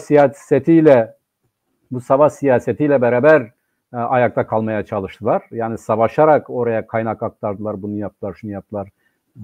Kendilerine bir finans ağı oluşturdular. Konutlarla yeni zenginleri yarattılar. Elde ettikleri kredileri kendi yandaşlarına verdiler ve benzeri. Buradan bir sermaye grubu yarattılar ama bu sermaye grubu işte daha dün birisi anlattı ya bir tanesi iflasın eşiğine gelmiş yani şantiyesini açık tutamıyor. Yani bu enerji şirketleri bu zamlara baktığın zaman onlar bile bunu finanse edemiyorlar. Yani bu konuda da ciddi bir kriz var. Ekonomik kriz bu uluslararası sisteme bağlılığı nedeniyle. Yani senin bir doların birdenbire 25 sente indi. Yani bu çok ciddi düzeydeki bir kayıptır. Bu alanda herhangi bir siyasetleri olmadığını görüyoruz. Yok işte ben faizi düşük tutacağım onun için enflasyon da buna göre düşer hadisesi. Yani nasıl bu bağlantıyı kuruyor para politikası olarak baktığın zaman yani bu nasıl olabiliyor? Bunu da kimse izah edemiyor. Bu şekilde gidiyor ama bütün kaynakları temellik etmek yani kendi eline geçirmek suretiyle bir ekonomi siyaseti uyguluyor. Kendisi iyiyse herkes iyidir diye düşünüyor. Onun için ben böyle bir siyasetten, böyle bir yapılanmadan sağlıklı bir yönetim, sağlıklı bir yönetim modeli oluşturacağını düşünüyorum. Bak bunun işaretleri nelerdir abi? Bak çok önemli. Mesela TÜSİAD biz geçen gün de konuştuk. Evet. Semra Hanım'la beraber konuştuk. Şimdi orada herhalde biz tam anlatamadık. Şimdi bir TÜSİAD herhangi bir kurum, herhangi bir kuruluş değil. Yani TÜSİAD Türkiye Cumhuriyeti Devleti'nin sermaye grubudur. Hani büyük sermaye diyoruz. Bu büyük sermaye sadece burada yani bağımsız bir sermaye değil, uluslararası sermayedir. Bugün TÜSİAD'da yer alanların hepsi mutlaka uluslararası sermayenin bir grubuyla, bir kesimiyle ilişkili halindedir. Yani krediler de bunlar üzerinden geliyor. Ya da gelen kredileri daha çok bunlar kullanıyor. Örneğin diyorlar ya devletin 100 milyar borcu var, işte özel sektörün 200-250 milyar borcu var. Bu dediğimiz bunlardır. Bunlar kullanıyor bu paraları. Şimdi bu kesim buna rağmen yani bu hassas duruma rağmen eğer diğer muhalif partileri ziyaret ediyor ve oradan hükümeti eleştiren yani bir de siyasal olarak eleştiren, dış politikada eleştiren, açık ve net anlaşılır bir tutum takınıyorsa yani bu bize bir şey anlatmalıdır. O rejimin bekasını düşünüyor. Sistemin bekasını düşünüyor. Diyor ki eğer böyle giderse biz de ayakta kalamayacağız. Bu tek kişi yönetimi, tek kişi üzerinden alınan kararlar ekonomik siyaset. Yani mali ya da sermayenin kendisine göre kanunları vardır. Bunlara uyulmaz. Yanlışta ısrar edilirse bu kötüdür. Türkiye diye bir şey kalmaz. Onun için eleştiriyor. Yani kendi herkesin bekasını, çıkarını düşünerek eleştiriyor. Artık o noktaya gelmiş. Ne yaptı? 2-3 gün sesi çıkmadı ya da 3-5 gün sesi çıkmadı. Onu da gördük. Dedi ki valla bundan sonra bu devletin kapısı size kapalıdır dedi. Şimdi bir yönetim de bak düşün yani o kadar şahsileşmiş ki kurumsal tutum, kurumsal davranışlar gitmiş. Birisi yani diyelim ki devlet başkanı çok rahat bir şekilde o ülkenin önemli sermaye grubunu değil yani o sermayenin hemen hemen hepsini rahatlıkla artık benimle sizin işiniz yok diyebiliyor. Oysa bu bir sistem meselesi. Sistem içerisinde böyle tartışmalar ciddi krizlere yol açar. Yani bu ne demektir? Uluslararası sermayenin eğer hala varsa, hala geliyorsa bundan sonra gelmemesi ya da içerideki sermayenin de kaçışı demektir. Zaten sermaye kaçıyor. Bu iktidar çevrelerine yakın sermaye kaçıyor.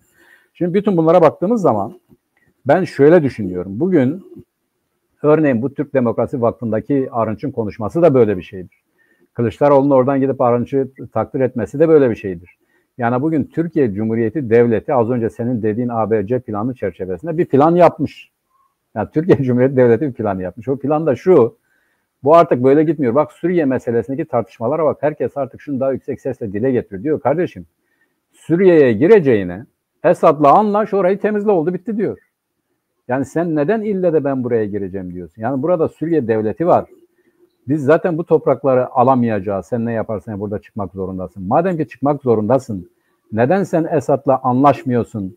Onu destekleyip işte bu Kürtleri oradan onun vasıtasıyla yok etmiyorsun. İlle de ben yok edeceğim diye bir hevesleniyorsun. Yani bak o politika böyle eleştiriliyor. Dikkat edersen. Yani oysa bu hükümetin oluşturduğu siyaset nedir? Esad karşıtı kesimleri arkalamak, onlarla siyaset yapmak için şimdiki siyasettir. Yani kendi varlığı buna dayanmış. Bundan vazgeçtiği anda gereksiz hale gelecek. Öbür tarafın da anlamadığı budur. Yani bu bir katastrofik bir durumdur. Bundan nasıl çıkacağını bugünkü iktidar, bugünkü hükümet, bugünkü yönetim başarabilecek durumda değil. Savaşı da çıkaramayacak abi. Yani bugün Yunanistan'la çekişiyor falan filan. Hatta birileri dedi ki valla Yunanistan gelir bizim işte Aselsan'ı vurur dedi. Yani buraya kadar ta bilmiyorum nereye kadar uçaklar var erişebilecek. İlginç tartışmalara tanık olduk. Birileri de bunu söyleyenlere dedi ki siz vatan hainisiniz. Şimdi bu evet. Normal şimdi bütün bunlara baktığımız zaman hani diyorlar ya elle tutulur bir şey kalmadı toparlayabileceğin. Yani ya şu olabilir diyebileceğin bu iktidar vasıtasıyla bir şey kalmadı. Dikkat et abi, eline aldığı her şey ayaklarına bulaşıyor, ayaklarına dolanıyor.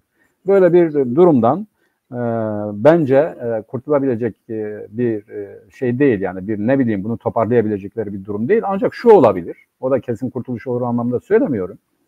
Yani ciddi bir iktidar değişikliği. Bu iktidar değişikliği eğer Kürtleri de dikkate alır, onlarla birlikte yeni bir rejim kurarsa kendi selameti açısından da iyi bir şey yapmış olur. Ama hayır, ben devleti kurtaracağım diye işte bu güçlendirilmiş parlamenter sistem hadisesiyle Kılıçdaroğlu diyor adalet yürüyüşü devam ediyor. Bu adalet yürüyüşü dikkat et abi, dile getirildiği zaman bizi gündeme getirmiyor. Yani bu çok önemlidir. Yani Kürtlersiz bir adalet yürüyüşü. Oysa bugün Türkiye'de adalet dediğin zaman birincisinde en önde gelen olay nedir? Kürtlerin, azınlıkların, inanç gruplarının, yani bu rejimin resmi siyaseti dışında tutulan herkesin olduğu gibi tanınması, onlara hakların iade edilerek onların hakların tanınmasıyla yeni bir rejim kurulabilir. Bu adaletli olur. Ama adalet yürüyüşü devam ediyor dediği zaman bu büyük bir yalandır. Bu devleti toparlama yürüyüşüdür. Diğerlerini hele siz susun, biz evvela bunu toparlayalım, ondan sonra bir şeyler yapabiliriz diye gündeme getirilen şeylerdir. Oysa olması gereken şudur. Daha başlarken şu andan itibaren şu ana kadar ihmal edilen, inkar edilen, ötekileştirilen ve yok sayılan bütün kesimlerin hakkının, hukukunun tanındığı yeni bir siyasal rejim plan projesiyle ancak bu durum kurtarılabilir. Bu olmadığı müddetçe de valla biraz zor demeyelim. Yani açıkçası mümkün görünmüyor. Bu konuda evet, da bunları söyleyeyim. Evet, yani burada şu bir gerçek. Yani eğer Türkiye gerçekten yeni bir anayasa yapacaksa, yeniden demokrasisine böyle çeki düzen verecekse orada yapılması gereken şey belli. İşte Kürtlerin kolektif haklarının anayasal güvenceye kavuşturulması sağlanmadıkça Türkiye'de herhangi bir değişiklik söz konusu olamaz. Önce bunları anayasal güvenceye, kolektif hakların anayasal güvenceye kavuşturulması lazım. Ve bunun kavuşturulabilmesinin yolu Kürtlerin bir taraf olması lazım. Kürtlerin bu taleplerin arkasında gücünü birleştirmesi lazım. Bir an önce bunun sağlanması lazım. İkincisi de eğer ittifaklar bunları ciddiye alıyorsa ve gerçekten demokrasiyi genişleteceklerse çıkıp açık alanlarda, açık mekanlarda, televizyonlarda, miting alanlarında Kürtlerin hangi taleplerini anayasal güvenceye kavuşturacaklarını açık açık söylemesi lazım. Her iki ittifakında bunu açıklaması lazım. Ancak öyle bir şekilde bu işleri çözmek mümkün olabilir. Yoksa bu mümkün değil. Artık öyle gözüküyor. Ve Kürtlerin kolektif hakları anayasal güvenceye kavuşturulmadığı süre içerisinde de öyle adaletin olmayacağı çok açık bir şey gözüküyor yani. Bunun içinde bütün Kürt ve Kürdistani tarafların Kürtlerin acil taleplerinin arkasında birlik olmasının bence tam zamanıdır. Bundan kaçmamak lazım. Ve bundan kaçış gerçekten sorumsuzluktur. Bundan kaçıldığı zaman da bunun önüne herhangi bir şey getirildiği zaman da Kürtlerin acil taleplerinin dile getirilmesinin önüne başka şeyler konulduğu zaman da bu gerçekten bu meseleye artık ihanet edecek duruma gelmek demektir. Yani şu anda acil olan şey budur. Bunun açık mekanlarda açık taleplerin dile getirilmesidir. Başka da herhangi bir şey değil. Aynen öyle. Evet, orada aynen abi. O dediğin doğru, ona da dikkat çekeyim. Şimdi bütün bunlar karşısında bizim yani bu taleplerin sahibi olarak bizim ne yapacağımız çok önemlidir. Yani bizim gerçekten de birileri zaman zaman işte bu Millet İttifakı'nı öne çıkarıyor. Sanki bunlar işte iktidar olursa çözüm bulurlar falan filan vesaire, böyle peşinen destekliyor. Bunlar büyük yanılgılardır. Bizim gerçekçi olmamız lazım. Eğer biz bunlarla oturup yani bunların bizimle ilgili yapacaklarını konuşup anlaşsak bile yeterli güvence için biz örgütlenmezsek, bir toplum olarak bir arada durmaz ve aynı şeyleri dile getirmezsek işimiz zor.